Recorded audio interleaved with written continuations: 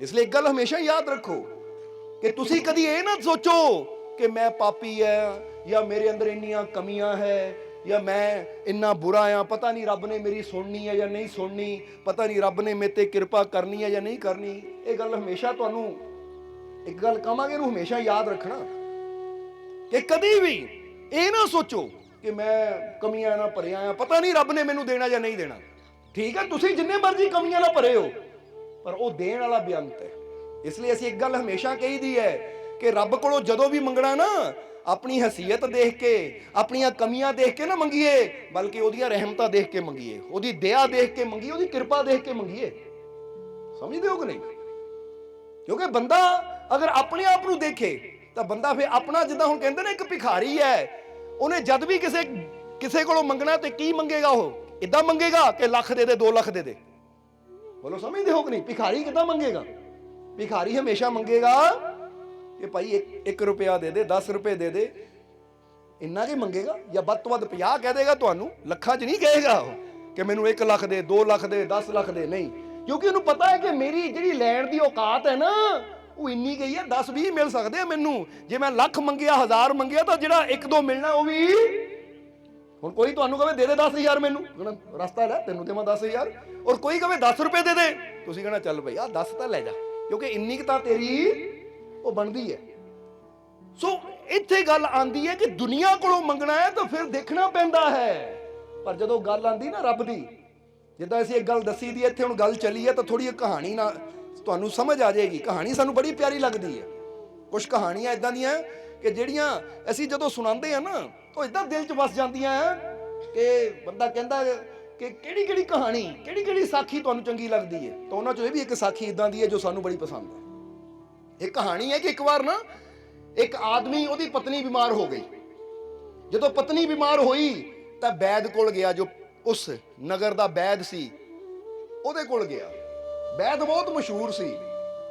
जदों उहदे कोल गया तां वैद ने उस आदमी नूं कहा, कहंदा देख बई तेरी पत्नी दी जो बीमारी है ना, इहदी दवाई तैयार करनी पैनी है, इहदी दवाई तैयार करनी पैनी है। हुण दवाई दा सारा समान मेरे कोल है, दवाई दा सारा समान मेरे कोल है, पर दवाई दे विच पैना है शहद। की पैना है? शहद पैना है दवाई दे विच, और शहद मेरे कोल खत्म हो चुका है। तू इदां कर, आ कटोरी लै जा, किते शहद लैके आ, एक कटोरी शहद दी लिया, फिर तेरी पत्नी दी दवाई तैयार हो जाएगी, उन्होंने जाके खिला दें, सवेर तक ठीक हो जाएगी। हुण पत्नी दे दर्द बड़ी हुंदी सी, बीमार सी, इसलिए उसने फटाफट कटोरी फड़ी और नगर दी तरफ दौड़ गया मंगण वास्ते। पर जेदे भी घर जावे, दरवाजा खड़कावे, अगला पुछदा की चाहिदा है, वो कहंदे शहद चाहिदा है। हुण किसे दे कोल तां है नहीं, वो उदां मना कर दिंदा कि है नहीं मेरे कोल, तां कईयां को है, पर वो देना नहीं चाहते। इहनूं शहद क्यों दईए? जरा समझना सारिਆਂ ने, क्योंकि दुनिया ते किन्ने प्रकार दे लोग हुंदे हैं। एक तां वो हुंदे जो मदद करना चाहते हैं, पर उन्हां दी समर्था नहीं हुंदी, उन्हां दे कोई हिम्मत नहीं हुंदी मदद करिए। पर कई हुंदे वो कर सकते हैं, पर फिर भी दूजे की मदद नहीं करते, दूजे की हैल्प नहीं करते। इसलिए जिहदे को नहीं सी, उन्हें कहता भाई असीं मजबूर हैं, साडे को हुंदा तां जरूर दिंदे, पर है नहीं, तां कईयां ने उद्दां ही कह दित्ता सीगा घर दे विच सब कुछ, पर उन्हें कहा नहीं है नहीं साडे को, जा चला जा किते होर लै जाके। समझदे हो कि नहीं? और कई तो इदां दे भी सी, तू साडा की लगना है, तैनूं क्यों दईए? समझदे हो कि नहीं? क्योंकि दुनिया ते इदां दे भी बहुत हुंदे आ, जिहड़ा साडा कुछ लगदा है ना उहदी हैल्प करनी है, तो जिहड़ा सानूं जिहनूं असीं जाणदे नहीं उहदी हैल्प असीं क्यों करिए? तो एक गल याद रखो, जदों ये भावना हुंदी है ना कि तू साडा कुछ लगदा है, कोई साडा जिद्दां बंदा कहंदा ये अननोन है, इहनूं मैं जे ही जानदा, ये नोन है, इहनूं मैं जानदा है, चाहे मेरा दोस्त है, चाहे मेरे कोई रिश्तेदार दा रिश्तेदार है, चाहे मेरा आंढी गुआंढी, इहनूं मैं जानदा, इहदी हैल्प करनी है, तो कोई पुछण वाला होवे। हुण तुसीं कित्थे रहिंदे हो? हिमाचल च। तुसीं चले जावो गुजरात विच, तुसीं चले जावो दिल्ली विच, तां दिल्ली दे पेड़ कहण तुहानूं ये तो इहनूं तां असीं जाणदे नहीं, इहनूं ऑक्सीजन नहीं देनी। धरती कह देवे ये तो भाई हिमाचल की धरती ते रहण वाला है, ये दिल्ली की धरती ते आ गया, इहनूं असीं जगह नहीं देनी, तो फिर की बनेगा बंदे का? इसलिए इत्थों की तो कुदरत ने इदां दा सिस्टम बनाया कि तू किसी कंट्री चला जा, किसी देश च चला जा, किते भी चला जा, हर चीज तेरी मदद करदी है। कदी पेड़ नहीं कहंदे कि भाई ऐसी तेरे घर दे पेड़ है नहीं, तू किहड़ा सानूं पानी पाया है जिहड़ा तैनूं ऑक्सीजन देईए, तू किहड़ा सानूं पानी पाया जिहड़ा तैनूं फल देईए। तुसीं किसी भी ਚਾਹੇ ਇੰਡੀਆ 'ਚ ਬੈਠੇ ਹੋ, ਇੰਡੀਆ ਦੇ ਕਿਸੇ ਵੀ ਸਟੇਟ 'ਚ ਬੈਠੇ ਹੋ, ਚਾਹੇ ਯੂਪੀ ਚਲੇ ਜਾਓ, ਬਿਹਾਰ ਚਲੇ ਜਾਓ, ਕਿਤੇ ਵੀ ਚਲੇ ਜਾਓ, ਔਰ ਚਾਹੇ ਤੁਸੀਂ ਇੰਡੀਆ ਤੋਂ ਬਾਹਰ ਕਿਤੇ ਚਲੇ ਜਾਓ, ਜਿੱਥੇ ਵੀ ਫਲ ਲੱਗਾ ਤੁਸੀਂ ਤੋੜ ਕੇ ਖਾ ਸਕਦੇ ਹੋ, ਪੇੜ ਦੀ ਛਾਂ ਥੱਲੇ ਬੈਠ ਸਕਦੇ ਹੋ, ਲੰਬਾ ਸਾਹ ਲੈ ਸਕਦੇ ਹੋ, ਆਕਸੀਜਨ ਮਿਲਦੀ ਹੈ, ਕਿਉਂਕਿ ਕੁਦਰਤ ਨੇ ਸਾਰਾ ਸਿਸਟਮ ਇਦਾਂ ਦਾ ਬਣਾਇਆ ਹੈ ਕਿ ਕੁਦਰਤ ਕਹਿੰਦੀ ਹੈ ਤੂੰ ਜਿੱਥੇ ਵੀ ਜਾਏਗਾ ਮੈਂ ਤੇਰੀ ਹੈਲਪ ਕਰਨ ਨੂੰ ਤਿਆਰ ਹਾਂ, ਮੈਂ ਤੇਰੇ ਨਾਲ ਹਾਂ। ਹੁਣ ਜਦੋਂ ਅਸੀਂ ਵੀ ਇਦਾਂ ਦੀ ਭਾਵਨਾ ਰੱਖਦੇ ਹਾਂ ਕਿ ਮੈਂ ਸਭ ਦੀ ਹੈਲਪ ਕਰਨੀ ਹੈ, ਜਿੱਥੇ ਕੋਈ ਨੇਕੀ ਹੋ ਰਹੀ ਹੈ, ਜਿੱਥੇ ਕੋਈ ਅੱਛਾਈ ਹੋ ਰਹੀ ਹੈ, ਉਹਦੇ 'ਚ ਮੈਂ ਕੁਝ ਯੋਗਦਾਨ ਦੇਣਾ ਹੈ, ਜਦੋਂ ਅੱਛਾ ਕਰਨ ਦੀ ਭਾਵਨਾ ਰੱਖਦੇ ਤਾਂ ਕੁਦਰਤ ਵੀ ਸਾਡੇ ਨਾਲ ਹੋ ਜਾਂਦੀ ਹੈ ਕਿ ਜੋ ਕੰਮ ਮੇਰਾ ਹੈ ਉਹੀ ਕੰਮ ਇਹਦਾ ਵੀ ਹੈ। ਪਰ ਹਮੇਸ਼ਾ ਸਾਥ ਦੇਣਾ ਅੱਛੇ 'ਚ ਦੇਣਾ ਹੈ, ਮਾੜੇ ਕੰਮ 'ਚ ਕਿਸੇ ਦਾ ਸਾਥ ਨਹੀਂ ਦੇਣਾ। ਹੁਣ ਕੋਈ ਕਵੇ ਮੈਂ ਜੂਆ ਖੇਡਣਾ, ਮੈਨੂੰ ਕੁਝ ਦੇ ਦੇ, ਮੈਂ ਭਾਈ ਸ਼ਰਾਬ ਦੀ ਬੋਤਲ ਖਰੀਦਣੀ ਹੈ, 50 ਰੁਪਏ ਘੱਟਦੇ ਆ, 50 ਰੁਪਏ ਤੂੰ ਪਾ ਦੇ, ਤਾਂ ਇਦਾਂ ਦੇ ਕੰਮ ਦੇ ਵਿੱਚ ਕਿਸੇ ਦਾ ਸਾਥ ਨਹੀਂ ਦੇਣਾ ਕਿ ਜਿਹੜਾ ਉਹਦੀ ਜ਼ਿੰਦਗੀ ਬਰਬਾਦ ਹੋਵੇ, ਜਾਂ ਫਿਰ ਸੁਸਾਇਟੀ ਜਿਹਦਾ ਕਹਿੰਦੇ ਮੁਹੱਲਾ, ਉਹ ਨਗਰ ਜਾਂ ਪਰਿਵਾਰ ਦੇ ਮੈਂਬਰਾਂ ਨੂੰ ਤਕਲੀਫ ਹੋਵੇ। ਕਿਉਂਕਿ ਜਦੋਂ ਇੱਕ ਬੰਦਾ ਕਹਿੰਦਾ ਮੈਂ ਸ਼ਰਾਬ ਪੀਂਦਾ ਤਾਂ ਮੇਰਾ ਨੁਕਸਾਨ ਹੈ, ਮੈਂ ਕਿਹੜਾ ਕਿਸੇ ਨੂੰ ਕੁਝ ਕਹਿੰਦਾ, ਤਾਂ ਯਾਦ ਰੱਖੋ ਇੱਕ ਬੰਦੇ ਨਾਲ ਕਿੰਨੇ ਲੋਕ ਜੁੜੇ ਹੋਏ ਆ, ਉਹਦੀ ਫੈਮਿਲੀ ਜੁੜੀ ਹੈ, ਪਤਨੀ ਜੁੜੀ ਹੈ, ਬੱਚੇ ਜੁੜੇ ਹੈ, ਜੇ ਉਹ ਆਪਣਾ ਵੀ ਨੁਕਸਾਨ ਕਰਦਾ ਤਾਂ ਪ੍ਰਭਾਵ ਤਾਂ ਉਹਦੇ ਪਰਿਵਾਰ ਤੇ ਵੀ ਪੈਂਦਾ ਕਿ ਨਹੀਂ ਪੈਂਦਾ। ਇਸ ਲਈ ਅਸੀਂ ਅੱਛਾਈ ਵਿੱਚ ਦੂਜਿਆਂ ਦੀ ਹੈਲਪ ਕਰਨੀ ਹੈ, ਅੱਛਾਈ ਵਿੱਚ ਦੂਜਿਆਂ ਦੀ ਮਦਦ ਕਰਨੀ ਹੈ, ਬੁਰੇ ਕੰਮ 'ਚ ਕੋਈ ਹੈਲਪ ਨਹੀਂ ਕਰਨੀ, ਮਦਦ ਨਹੀਂ ਕਰਨੀ, ਉੱਥੋਂ ਬਚਣਾ ਹੈ। ਸੋ ਦੱਸ ਕੀ ਰਹੇ ਅਸੀਂ ਕਿ ਅਗਰ ਕੁਦਰਤ ਨੇ, ਉਸ ਮਾਲਿਕ ਨੇ ਸਾਨੂੰ ਸ਼ਕਤੀ ਦਿੱਤੀ ਹੈ ਤਾਂ ਜਿੰਨਾ ਹੋ ਸਕੇ ਅਸੀਂ ਦੂਜੇ ਦੀ ਮਦਦ ਕਰਨ ਦੀ ਕੋਸ਼ਿਸ਼ ਕਰੀਏ, ਜਿੰਨਾ ਹੋ ਸਕੇ ਦੂਜੇ ਨੂੰ ਖੁਸ਼ੀ ਦੇਣ ਦੀ ਕੋਸ਼ਿਸ਼ ਕਰੀਏ, ਦੂਜੇ ਦੀ ਹੈਲਪ ਕਰਨ ਦੀ ਕੋਸ਼ਿਸ਼ ਕਰੀਏ। ਪਰ ਫਿਰ ਕਹਾਂਗੇ ਹੈਲਪ ਹਮੇਸ਼ਾ ਉਹ ਉਸ ਮਾਰਗ ਤੇ ਕਰਨੀ ਹੈ ਜਿਹੜਾ ਮਾਰਗ ਰੱਬ ਨੂੰ ਪਸੰਦ ਹੈ। ਜਿਸ ਮਾਰਗ ਤੇ ਰੱਬ ਨਾਰਾਜ਼ ਹੈ ਜਾਂ ਬੰਦਾ ਰੱਬ ਦੀਆਂ ਰਹਿਮਤਾਂ ਤੋਂ ਦੂਰ ਜਾ ਰਿਹਾ ਹੈ, ਉਹ ਮਾਰਗ ਤੇ ਕਦੀ ਕਿਸੇ ਦਾ ਸਾਥ ਨਹੀਂ ਦੇਣਾ। ਕਿਉਂਕਿ ਫਕੀਰ ਹਮੇਸ਼ਾ ਇਹ ਗੱਲ ਕਹਿੰਦੇ ਹੁੰਦੇ ਸੀ, ਗੁਰੂ ਰਹਿਬਰ, ਕਿ ਜਦੋਂ ਕੋਈ ਨੇਕੀ ਕਰਨੀ ਹੈ ਨਾ ਤੇ ਇਹ ਦੇਖ, ਇਹ ਨੇਕੀ ਜੋ ਮੈਂ ਕਰ ਰਿਹਾ, ਜਿਸ ਨਾਲ ਕਰ ਰਿਹਾ ਹਾਂ, ਇਹ ਮੈਨੂੰ ਰੱਬ ਦੀਆਂ ਖੁਸ਼ੀਆਂ ਵੱਲ ਲੈ ਕੇ ਜਾਣ ਵਾਲੀ ਹੈ ਜਾਂ ਮੈਨੂੰ ਰੱਬ ਤੋਂ ਦੂਰ ਕਰਨ ਵਾਲੀ ਹੈ। ਕਿਉਂਕਿ ਭਲੇ ਦਾ ਮਤਲਬ ਕੀ ਹੁੰਦਾ ਹੈ, ਹੁਣ ਜਰਾ ਜਵਾਬ ਦੇਣਾ।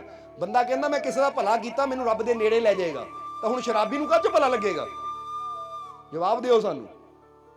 ਉਹਦੀ ਬੋਤਲ ਤੁਸੀਂ ਤੋੜ ਦੋਗੇ, ਉਹਨੂੰ ਉਹ 'ਚ ਭਲਾ ਲੱਗੇਗਾ, ਜਾਂ ਉਹਨੂੰ ਨਵੀਂ ਬੋਤਲ ਲਿਆ ਕੇ ਦੋਗੇ, ਉਹਨੂੰ 'ਚ ਭਲਾ ਲੱਗੇਗਾ? ਸ਼ਰਾਬੀ ਨੇ ਕਹਿਣਾ ਭਾਈ ਇਹਨੂੰ ਨਵੀਂ ਬੋਤਲ ਦਿੱਤੀ ਹੈ, ਬੰਦਾ ਭਲਾ ਹੈ, ਇਹ ਭਲਾ ਮਨ ਚੰਗਾ ਬੰਦਾ ਹੈ। ਕਿਉਂਕਿ ਇਨਸਾਨ ਜਰਾ ਇਹ ਗੱਲ ਦੇਖੇ ਕਿ ਭਲਾ ਕੀ ਹੈ, ਬੁਰਾ ਕੀ ਹੈ, ਇਹ ਬੰਦੇ ਦੇ ਨਜ਼ਰੀਏ ਨਾਲ ਨਹੀਂ ਹੁੰਦਾ, ਇਹ ਰੱਬ ਦੇ ਨਜ਼ਰੀਏ ਨਾਲ ਹੁੰਦਾ ਹੈ। ਨਹੀਂ ਤਾਂ ਬੰਦੇ ਦੇ ਨਜ਼ਰੀਏ, ਇੱਕ ਚੋਰ ਦੇ ਨਜ਼ਰੀਏ 'ਚ ਤਾਂ ਚੋਰੀ ਕਰਨਾ ਹੀ ਭਲਾ ਹੈ, ਤਾਂ ਹੀ ਤਾਂ ਚੋਰੀ ਕਰਦਾ ਹੈ। ਉਹ ਪਤਾ ਕੀ ਕਹੇਗਾ? ਹੁਣ ਤੁਸੀਂ ਦੇਖੋਗੇ ਨਾ ਬੜੇ ਬੜੇ ਡਾਕੂ, ਹੁਣ ਹਕੀਕਤ ਵਿੱਚ ਤਾਂ ਬੰਦਾ ਦੇਖ ਨਹੀਂ ਸਕਦਾ, ਪਰ ਫਿਲਮਾਂ 'ਚ ਤੁਸੀਂ ਦੇਖੋਗੇ ਤਾਂ ਉਹ ਸੀਰੀਅਲ 'ਚ ਜੋ ਦਿਖਾਇਆ ਜਾਂਦਾ ਨਾ, ਉਹ ਵੀ ਕਿਤੇ ਨਾ ਕਿਤੇ ਰਿਐਲਿਟੀ ਹੁੰਦੀ ਹੈ ਕਿ ਜਦੋਂ ਕਿਤੇ ਡਾਕਾ ਮਾਰਨ ਜਾਂਦੇ ਪਹਿਲਾਂ ਪੂਜਾ ਕਰਦੇ ਆ ਉਹ, ਕਿ ਇਹ ਦੇਵੀ ਜਾਂ ਇਹ ਪ੍ਰਮਾਤਮਾ ਡਾਕਾ ਡਾਲਣ ਜਾ ਰਹੇ ਆ, ਅਸੀਂ ਕਿਰਪਾ ਕਰੀ। ਸਮਝਦੇ ਹੋ ਕਿ ਨਹੀਂ? ਉਹ ਵੀ ਪ੍ਰਮਾਤਮਾ ਤੋਂ ਕਿਰਪਾ ਮੰਗ ਕੇ ਜਾਂਦੇ ਆ। ਇੱਕ ਚੋਰ ਵੀ ਹੱਥ ਜੋੜ ਕੇ ਜਾਂਦਾ, ਰੱਬਾ ਅੱਜ ਕਿਰਪਾ ਕਰੀ ਕਿ ਫੜਿਆ ਨਾ ਜਾਵਾਂ, ਪਰ ਚੰਗਾ ਮਾਲ ਹੱਥ 'ਚ ਆ ਜਾਵੇ। ਹੁਣ ਉਹ ਰੱਬ ਕੋਲੋਂ ਵੀ ਬੁਰਾ ਕਰਮ ਕਰਨ ਜਾਣ ਲੱਗਿਆ, ਰੱਬ ਕੋਲੋਂ ਮਦਦ ਮੰਗਦਾ ਹੈ, ਕਿਉਂਕਿ ਉਹਦੀਆਂ ਨਜ਼ਰਾਂ 'ਚੋਂ ਕੰਮ ਭਲਾ ਹੈ। ਤਾਂ ਹੁਣ ਜੇ ਬੰਦਾ ਸੋਚੇ ਇਹ ਨਾ ਰੱਬ ਅੱਗੇ ਅਰਦਾਸ ਕੀਤੀ ਹੈ ਤਾਂ ਮੈਂ ਇਹਦੀ ਹੈਲਪ ਕਰ ਦੇਵਾਂ ਜਾ ਕੇ, ਭਾਈ ਤੇ ਤੋਂ ਕੰਧ ਨਹੀਂ ਟੱਪ ਹੁੰਦੀ, ਚੱਲ ਮੈਂ ਤੈਨੂੰ ਚੱਕ ਕੇ ਛੱਡ ਦਿੰਦਾ ਹੈ, ਤਾਂ ਤੁਸੀਂ ਸੋਚੋ ਮੈਂ ਤਾਂ ਭਲਾ ਕਰ ਰਿਹਾ ਕਿਉਂਕਿ ਇਹਨਾਂ ਵੀ ਰੱਬ ਅੱਗੇ ਬੇਨਤੀ ਕੀਤੀ ਹੈ ਤਾਂ ਮੈਂ ਇਹਦੀ ਮਦਦ ਕਰ ਰਿਹਾ। ਤਾਂ ਉਹ ਮਦਦ ਨਹੀਂ ਹੈ, ਉਹ ਤੁਸੀਂ ਸਮਾਜ ਦਾ, ਸੰਸਾਰ ਦਾ ਨੁਕਸਾਨ ਕਰ ਰਹੇ ਹੋ। ਉਹ ਤੁਸੀਂ ਕੀ ਕਰ ਰਹੇ ਹੋ? ਜਦੋਂ ਬੁਰਾਈ ਵਿੱਚ ਕਿਸੇ ਦਾ ਸਾਥ ਦਿੰਦੇ ਆ ਤਾਂ ਫਿਰ ਅਸੀਂ ਬੁਰਾਈ ਨੂੰ ਸ਼ਹਿ ਦਿੰਦੇ ਆ। ਜਿੱਦਾਂ ਕਹਿੰਦੇ ਨਾ, ਕਿਸੇ ਚੀਜ਼ ਨੂੰ ਜਿੰਨਾ ਅਸੀਂ ਪਾਣੀ ਦੇਵਾਂਗੇ ਉਹਨੂੰ ਉਨਾ ਹੀ ਵਧਣਾ ਹੈ।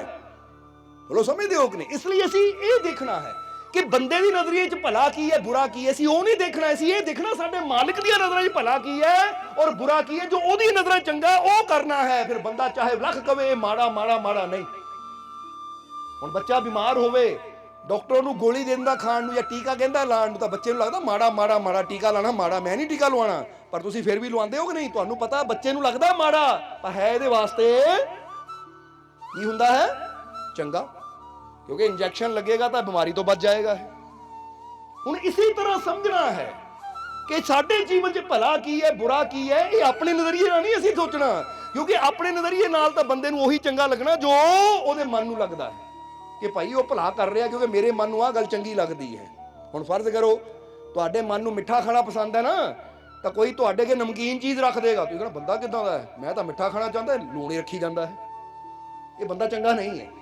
ਤਾਂ ਜੇ ਤੁਹਾਨੂੰ ਮਿੱਠਾ ਖਾਣਾ, ਕੋਈ ਮਿੱਠਾ ਰੱਖ, ਆਹ ਬੰਦਾ ਭਲਾ ਹੈ ਭਾਈ, ਆਹ ਬੰਦਾ ਭਲਾ ਹੈ। ਕਿਉਂਕਿ ਬੰਦੇ ਨੇ ਉਹਨੂੰ ਭਲਾ ਕਹਿਣਾ ਜੋ ਉਹਦਾ ਮਨ ਚਾਹੁੰਦਾ। ਜਦੋਂ ਕੋਈ ਉਹ ਕਰੇਗਾ ਉਹਨੂੰ ਲੱਗਣਾ ਭਲਾ, ਤਾਂ ਜੋ ਉਹਦਾ ਮਨ ਚਾਹੁੰਦਾ ਹੈ ਨਾ ਹੋਵੇ, ਕੋਈ ਉਹ ਕਰੇਗਾ ਤਾਂ ਕਹਿਣਾ ਇਹ ਬੁਰਾ।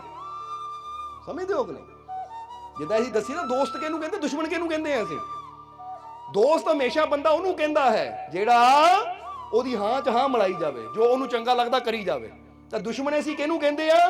ਕਿ ਜੋ ਮੈਨੂੰ ਚੰਗਾ ਲੱਗਦਾ ਉਹਦੇ ਵਿੱਚ ਰੁਕਾਵਟਾਂ ਪਾਈ ਜਾਂਦਾ, ਇਹ ਤਾਂ ਦੁਸ਼ਮਣ ਹੈ। ਇਹ ਮੇਰੇ ਕੰਮ ਨੂੰ ਸਿਰੇ ਨਹੀਂ ਚੜ੍ਹਨ ਦਿੰਦਾ, ਇਹ ਮੈਨੂੰ ਕਿਤੇ ਅੱਗੇ ਨਹੀਂ ਵਧਣ ਦਿੰਦਾ, ਇਹ ਰਸਤੇ 'ਚ ਰੁਕਾਵਟ ਖੜੀ ਕਰ ਦਿੰਦਾ ਹੈ। ਤੇ ਅਸੀਂ ਇੱਕ ਗੱਲ ਕਵਾਂਗੇ ਕਿ ਕਈ ਵਾਰਾਂ ਜਿਨ੍ਹਾਂ ਨੂੰ ਅਸੀਂ ਦੋਸਤ ਕਹਿੰਦੇ ਆ ਉਹ ਦੋਸਤ ਵੀ ਦੁਸ਼ਮਣ ਵਾਲਾ ਰੋਲ ਪਲੇ ਕਰਦੇ ਆ, ਤਾਂ ਜਿਨ੍ਹਾਂ ਨੂੰ ਅਸੀਂ ਦੁਸ਼ਮਣ ਕਹਿੰਦੇ ਉਹ ਵੀ ਕਈ ਵਾਰਾਂ ਦੋਸਤ ਵਾਲਾ ਰੋਲ ਪਲੇ ਕਰਦੇ। ਇਸ ਲਈ ਇਹ ਨਾ ਦੇਖੋ ਬੰਦਾ ਕੀ ਕਰ ਰਿਹਾ ਜਾਂ ਮੈਨੂੰ ਕੀ ਚਾਹੀਦਾ, ਇਹ ਦੇਖੋ। ਕਿਉਂਕਿ ਕਈ ਵਾਰ ਹੋ ਸਕਦਾ ਹੈ ਇੱਕ ਦੋਸਤ ਕਵੇ ਕਿ ਲੈ ਵੀ ਮੈਨੂੰ ਸਿਗਰਟ ਪੀਣ ਦੀ ਆਦਤ ਆ, ਦੂਜਾ ਡੱਬੀ ਲੈ ਕੇ ਆ ਗਿਆ, ਮੇਰਾ ਬੈਸਟ ਫਰੈਂਡ ਹੈ। ਸਮਝਦੇ ਹੋ ਕਿ ਨਹੀਂ? ਤਾਂ ਤੀਜਾ ਬੰਦਾ ਆਵੇ, ਉਹ ਡੱਬੀ ਖੋ ਕੇ ਤੋੜ ਕੇ ਸੁੱਟ ਦੇਵੇ, ਨਹੀਂ ਇਹ ਤੇਰੀ ਸਿਹਤ ਵਾਸਤੇ ਚੰਗੀ ਨਹੀਂ ਪੀਣੀ, ਤਾਂ ਕਹਿੰਦਾ ਤੂੰ ਤਾਂ ਮੇਰਾ ਦੁਸ਼ਮਣ ਹੈ, ਮੇਰਾ ਨੁਕਸਾਨ ਕਰ ਦਿੱਤਾ ਤੂੰ। ਹੁਣ ਉਹ 10 ਰੁਪਏ ਦੀ ਡੱਬੀ ਤੋੜ ਕੇ ਨੁਕਸਾਨ ਕੀਤਾ ਤਾਂ ਲੱਗਣਾ ਕਿ ਇਹ ਮੇਰਾ ਦੁਸ਼ਮਣ ਹੈ, ਪਰ ਇਹ ਨਹੀਂ ਪਤਾ ਕਿ ਜੇ 10 ਰੁਪਏ ਦੀ ਡੱਬੀ ਤੋੜੀ ਹੈ ਤਾਂ ਕਿੰਨੀਆਂ ਬਿਮਾਰੀਆਂ ਤੋਂ ਬਚਾਇਆ ਹੈ। ਜਿਹੜੇ ਅੱਗੇ ਜਾ ਕੇ ਕੈਂਸਰ ਹੋ ਕੇ ਡਾਕਟਰਾਂ ਦੇ ਪੈਸੇ ਲੱਗਣੇ ਆ ਨਾ, ਉਹ ਤੋਂ ਬਚਾ ਰਿਹਾ। ਇਹ ਤੇਰਾ ਦੁਸ਼ਮਣ ਨਹੀਂ, ਅਸਲੀ ਦੋਸਤ ਤਾਂ ਤੇਰਾ ਇਹ ਹੈ। ਬੋਲੋ ਸਮਝਦੇ ਹੋ? ਇਹਨੂੰ ਇਦਾਂ ਸਮਝੋ, ਉਦਾਹਰਨ ਲੈ ਲਈਏ ਕਿ ਤੁਸੀਂ ਨਾ ਕਿਤੇ 버ਗਰ ਸਟੈਂਡ ਤੇ ਖੜੇ, ਜਿੱਥੇ 버ਗਰ ਮਿਲਦੇ ਆ, ਤੁਸੀਂ ਇੱਕ 버ਗਰ ਲਿਆ ਖਾ ਰਹੇ ਹੋ, ਦੂਜਾ 버ਗਰ ਲਿਆ ਖਾ ਰਹੇ ਹੋ, ਜਾਨੂੰ ਅਸੀਂ ਆ ਜਾਈਏ ਉਹ ਬੰਦਾ ਤੀਜਾ 버ਗਰ ਖਾਣ ਲੱਗਾ, ਅਸੀਂ ਫੜ ਕੇ ਤੁਹਾਡੇ ਹੱਥੋਂ 버ਗਰ ਖੋ ਕੇ ਸੁੱਟ ਦਈਏ, ਤੁਹਾਨੂੰ ਕੀ ਲੱਗਣਾ ਹੈ? ਇਹ ਤਾਂ ਦੁਸ਼ਮਣ ਹੈ, ਮੇਰੇ ਹੱਥੋਂ ਖਾਣਾ ਖੋ ਕੇ ਸੁੱਟ ਦਿੱਤਾ। ਪਰ ਸਾਨੂੰ ਕੀ ਲੱਗਣਾ ਹੈ? ਉਹ ਬਸ ਕਰ ਭਰਾਵਾ, ਕਿੰਨਾ ਖਾਏਗਾ, ਤੇਰਾ ਕੋਲੇਸਟ੍ਰੋਲ ਵੱਧ ਜਾਏਗਾ, ਤੇਰੀ ਫੈਟ ਵੱਧ ਜਾਏਗੀ, ਤੇਰੀ ਬਿਮਾਰੀ ਵੱਧ ਜਾਏਗੀ ਇਹਦੇ ਨਾਲ। ਖਾਣਾ ਤਾਂ ਕੋਈ ਸਲਾਦ ਖਾ, ਕੋਈ ਹੈਲਦੀ ਚੀਜ਼ ਖਾ। ਹੁਣ ਬਾਹਰੋਂ ਦੇਖਣ ਨੂੰ ਉਹਨੂੰ ਲੱਗਣਾ ਹੈ ਇਹ ਮੈਨੂੰ ਇਹ ਖਾਣ ਨਹੀਂ ਦਿੰਦਾ, ਮੇਰਾ ਦੁਸ਼ਮਣ ਹੈ, ਪਰ ਉਹਦਾ ਨਜ਼ਰੀਆ ਕੀ ਹੈ? ਜ਼ਿਆਦਾ ਨਾ ਖਾਵੇ, ਨਹੀਂ ਤਾਂ ਬਿਮਾਰ ਹੋ ਜਾਣਾ ਹੈ। ਸਮਝਦੇ ਹੋ ਕਿ ਨਹੀਂ? ਇਸ ਲਈ ਫੀਲਿੰਗ ਕੀ ਹੈ? ਸੋ ਸਮਝਾਣਾ ਕੀ ਅਸੀਂ ਚਾਹੁੰਦੇ ਹਾਂ ਕਿ ਭਲਾ ਕੀ ਹੈ, ਬੁਰਾ ਕੀ ਹੈ, ਇਹ ਬੰਦੇ ਦੀ ਸੋਚ ਨਾਲ ਨਹੀਂ ਡਿਸਾਈਡ ਹੁੰਦਾ। ਨਹੀਂ ਤਾਂ ਜ਼ਰਾ ਸੋਚ ਕੇ ਦੱਸੋ ਸਾਨੂੰ ਕਿ ਜਿਹੜਾ ਨਮਾਜ਼ ਪੜ੍ਹਨ ਵਾਲਾ ਹੈ ਉਹਨਾਂ ਕਹਿਣਾ ਮਸਜਿਦ ਜਾਣਾ ਭਲਾਈ ਦਾ ਕੰਮ ਹੈ, ਤਾਂ ਜਿਹੜਾ ਪੂਜਾ ਕਰਨ ਵਾਲਾ ਉਹਨਾਂ ਕਹਿਣਾ ਮੰਦਿਰ 'ਚ ਜਾਣਾ ਭਲਾਈ ਦਾ ਕੰਮ ਹੈ। ਬੋਲੋ ਸਮਝਦੇ ਹੋ ਕਿ ਨਹੀਂ? ਕਿਉਂਕਿ ਜਿੱਦਾਂ ਦੀ ਬੰਦੇ ਦੀ ਸੋਚ ਹੁੰਦੀ ਹੈ ਉਹ ਉਹਦੇ ਨਾਲ ਭਲਾਈ ਨੂੰ ਜੋੜ ਦਿੰਦਾ ਹੈ। ਪਰ ਬੰਦੇ ਦੀ ਸੋਚ ਤਾਂ ਪਲ ਪਲ ਬਦਲਦੀ ਰਹਿੰਦੀ ਹੈ। ਆਪਣੀ ਸੋਚ ਨਾ ਦੇਖੋ, ਇਹ ਦੇਖੋ ਕਿ ਸਾਡੇ ਗੁਰੂਆਂ, ਰਹਿਬਰਾਂ, ਫਕੀਰਾਂ ਨੇ ਕੀ ਦੱਸਿਆ ਕਿ ਭਲਾ ਕੀ ਹੈ ਤਾਂ ਬੁਰਾ ਕੀ ਹੈ। ਜੋ ਉਹਨਾਂ ਨੇ ਕਿਹਾ ਹੈ ਭਲਾ ਹੈ, ਉਹ ਕਰਨ 'ਚ ਹੀ ਸਾਡਾ ਭਲਾ ਹੈ। ਫਿਰ ਚਾਹੇ ਉਹ ਚੀਜ਼ ਸਾਨੂੰ ਪਸੰਦ ਹੋਵੇ ਜਾਂ ਨਾ ਹੋਵੇ। ਜਿੱਦਾਂ ਅਸੀਂ ਕੱਲ ਵੀ ਕਿਹਾ ਕਿ ਸਵੇਰੇ ਉੱਠ ਕੇ ਧਿਆਨ ਕਰੋ, ਸਿਮਰਨ ਕਰੋ, ਤਾਂ ਹੁਣ ਜ਼ਰਾ ਗੌਰ ਕਰਨਾ, ਜਿਹੜੇ ਜ਼ਿਆਦਾ ਸੌਣ ਵਾਲੇ ਆ ਨਾ ਉਹਨਾਂ ਨੂੰ ਲੱਗਣਾ ਕਿ ਸਾਡੇ ਵਾਸਤੇ ਸੋਣਾ ਚੰਗੀ ਗੱਲ ਹੈ। ਤੜਕੇ ਉੱਠਣਾ ਤਾਂ ਬੜੀ ਔਖੀ ਗੱਲ ਹੈ, ਤੜਕੇ ਤਾਂ ਉੱਠੇ ਨਹੀਂ ਹੁੰਦਾ, ਬੜੀ ਤੰਗੀ ਦੀ ਗੱਲ ਹੈ। ਪਰ ਬੰਦਾ ਇੱਥੇ ਇਹ ਦੇਖੇ ਕਿ ਇਹ ਨਾ ਦੇਖਾ ਮੈਨੂੰ ਕੀ ਚੰਗਾ ਲੱਗਦਾ ਹੈ, ਮੈਨੂੰ ਜ਼ਿਆਦਾ ਸੋਣਾ ਚੰਗਾ ਲੱਗਦਾ ਹੈ ਜਾਂ ਮੈਨੂੰ ਲੇਟ ਉੱਠਣਾ ਚੰਗਾ ਲੱਗਦਾ ਹੈ। ਇਹ ਨਾ ਦੇਖੀਏ, ਇਹ ਦੇਖੀਏ ਮੇਰੇ ਵਾਸਤੇ ਚੰਗਾ ਕੀ ਹੈ। ਜੋ ਮੇਰੇ ਵਾਸਤੇ ਚੰਗਾ ਹੈ ਫਿਰ ਮੈਂ ਉਹ ਕਰਨਾ ਹੈ, ਚਾਹੇ ਮੇਰਾ ਮਨ ਮੰਨੇ ਜਾਂ ਨਾ ਮੰਨੇ। ਜਿਹੜੀ ਚੀਜ਼ ਮੇਰੇ ਵਾਸਤੇ ਚੰਗੀ ਉਹ ਮੈਂ ਕਰਨੀ ਜ਼ਰੂਰ ਹੈ। ਸਮਝਦੇ ਹੋ ਕਿ ਨਹੀਂ? ਜੇ ਮੈਂ ਜੀਵਨ 'ਚ ਕਾਮਯਾਬ ਹੋਣਾ ਆ ਤਾਂ ਮੈਨੂੰ ਪਤਾ ਮਿਹਨਤ ਕਰਨੀ ਜ਼ਰੂਰੀ ਹੈ। ਫਿਰ ਚਾਹੇ ਮਨ ਮੰਨੇ ਜਾਂ ਨਾ ਮੰਨੇ, ਮੈਨੂੰ ਮਿਹਨਤ ਕਰਨੀ ਪੈਣੀ ਹੈ। ਇੱਕ ਬੱਚਾ ਪਾਸ ਹੋਣਾ ਚਾਹੁੰਦਾ ਹੈ, ਪੜ੍ਹਨ ਨੂੰ ਦਿਲ ਕਿਹੜੇ ਬੱਚੇ ਦਾ ਕਰਦਾ ਹੈ? ਬਹੁਤ ਘੱਟ ਬੱਚੇ ਹੁੰਦੇ ਜਿਹੜੇ ਪੜ੍ਹਨਾ ਚਾਹੁੰਦੇ, ਨਹੀਂ ਤਾਂ ਬੱਚਿਆਂ ਦਾ ਮਨ ਤਾਂ ਖੇਡਣ 'ਚ ਹੀ ਲੱਗਾ ਹੁੰਦਾ ਹੈ। ਪਰ ਜੇ ਬੱਚਾ ਸੋਚਦਾ ਮੈਂ ਪਾਸ ਹੋਣਾ ਹੈ ਤਾਂ ਹੁਣ ਪੜ੍ਹਨ ਨੂੰ ਮਨ ਲੱਗੇ ਨਾ ਲੱਗੇ, ਪੜ੍ਹਨ ਨੂੰ ਮਨ ਮੰਨੇ ਨਾ ਮੰਨੇ, ਪਰ ਮੈਨੂੰ ਪੜ੍ਹਨਾ ਪੈਣਾ ਆ, ਤਾਂ ਹੀ ਮੈਂ ਪਾਸ ਹੋ ਸਕਦਾ। ਬੋਲੋ ਸਮਝਦੇ ਹੋ ਕਿ ਨਹੀਂ? ਹੁਣ ਤੁਸੀਂ ਸੋਚੋ, ਕਈ ਬੈਠੇ ਹੋਣਗੇ ਜਿਨ੍ਹਾਂ ਨੂੰ ਬੀੜੀ ਪੀਣ ਦੀ ਆਦਤ ਹੈ ਜਾਂ ਸਿਗਰਟ ਪੀਣ ਦੀ ਆਦਤ ਹੈ, ਸ਼ਰਾਬ ਪੀਣ ਦੀ ਆਦਤ ਹੈ। ਪੁੱਛੋ ਆਪਣੇ ਆਪ ਨੂੰ, ਪੁੱਛੋ ਆਪਣੇ ਆਪ ਨੂੰ। ਬੰਦਾ ਕਹਿੰਦਾ ਮੇਰਾ ਮਨ ਰਹਿ ਨਹੀਂ ਪਾਉਂਦਾ ਮੈਂ ਨਸ਼ੇ ਤੋਂ ਬਿਨਾਂ। ਹੁਣ ਇਹ ਪੁੱਛੋ ਕਿ ਨਸ਼ਾ ਛੱਡਣਾ ਮਨ ਨੂੰ ਔਖਾ ਲੱਗਦਾ ਹੈ, ਪਰ ਜਿਹੜੀ ਚੀਜ਼ ਮੇਰੇ ਵਾਸਤੇ ਚੰਗੀ ਹੈ ਨਾ ਉਹ ਮੈਂ ਕਰਨੀ ਹੈ, ਚਾਹੇ ਜਿੰਨੀ ਮਰਜ਼ੀ ਔਖੀ ਲੱਗੇ। ਕਿਉਂਕਿ ਅੱਜ ਜੇ ਮੈਂ ਨਸ਼ਿਆਂ ਦਾ ਤਿਆਗ ਕਰ ਦਿੰਦਾ ਹਾਂ ਤਾਂ ਮੇਰਾ ਪੂਰਾ ਫਿਊਚਰ, ਮੇਰੀ ਪੂਰੀ ਜ਼ਿੰਦਗੀ ਚੰਗੀ ਹੋ ਸਕਦੀ ਹੈ। ਅੱਜ ਅਸੀਂ ਥੋੜਾ ਜਿਹਾ ਦੁੱਖ ਝੱਲ ਲਵਾਂਗੇ, ਅੱਜ ਥੋੜੀ ਜਿਹੀ ਪੇਨ ਝੱਲ ਲਵਾਂਗੇ ਨਾ, ਤਾਂ ਅੱਜ ਦਾ ਝੱਲਿਆ ਥੋੜਾ ਜਿਹਾ ਦੁੱਖ ਪੂਰੀ ਜ਼ਿੰਦਗੀ ਦੇ ਦੁੱਖਾਂ ਤੋਂ ਸਾਨੂੰ ਬਚਾ ਲਏਗਾ। ਇਹ ਗੱਲ ਯਾਦ ਰੱਖਣਾ ਹਮੇਸ਼ਾ। ਸਮਝਦੇ ਹੋ ਕਿ ਨਹੀਂ? ਪਰ ਜੇ ਅਸੀਂ ਅੱਜ ਦੇ ਨਹੀਂ ਬਈ ਮੈਂ ਇਹ ਛੱਡਦਾ ਆ ਤਾਂ ਮੇਰੇ ਸਰੀਰ ਨੂੰ ਤੋੜ ਲੱਗਦੀ ਹੈ, ਮੈਨੂੰ ਬੜੀ ਤਕਲੀਫ ਹੁੰਦੀ ਹੈ, ਤਾਂ ਕਰੀ ਜਾਓ। ਫਿਰ ਸਾਰੀ ਜ਼ਿੰਦਗੀ ਦਾ ਰੋਗ ਲੈ ਕੇ ਬੈਠੇ ਰਹੋ।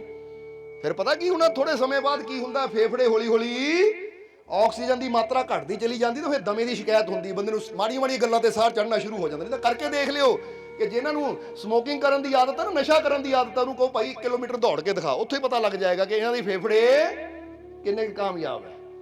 ਸਮਝਣਾ ਜ਼ਰਾ, ਇਹ ਦੱਸ ਕੀ ਰਹੇ ਆ, ਮਿਸਾਲਾਂ ਦੇ ਰਹੇ ਆ ਕਿ ਚੰਗੇ ਕੰਮ ਵਾਸਤੇ ਸਾਨੂੰ ਮਿਹਨਤ ਕਰਨੀ ਪੈਣੀ ਹੈ, ਫਿਰ ਉਹ ਦਰਦ ਸਾਨੂੰ ਝੱਲਣੀ ਪੈਣੀ ਹੈ। ਇਸੇ ਲਈ ਤਾਂ ਇੱਕ ਮਿਸਾਲ ਹੈ ਨਾ ਕਿ ਨੋ ਪੇਨ ਨੋ ਗੇਨ, ਕਿ ਜੇ ਅਸੀਂ ਦਰਦ ਝੱਲਣ ਨੂੰ ਤਿਆਰ ਨਹੀਂ ਤਾਂ ਜੀਵਨ 'ਚ ਕਦੀ ਅੱਗੇ ਨਹੀਂ ਵੱਧ ਸਕਦੇ, ਕਦੀ ਅਸੀਂ ਗੇਨ ਨਹੀਂ ਹੋ ਸਕਦੇ, ਕਾਮਯਾਬ ਨਹੀਂ ਹੋ ਸਕਦੇ।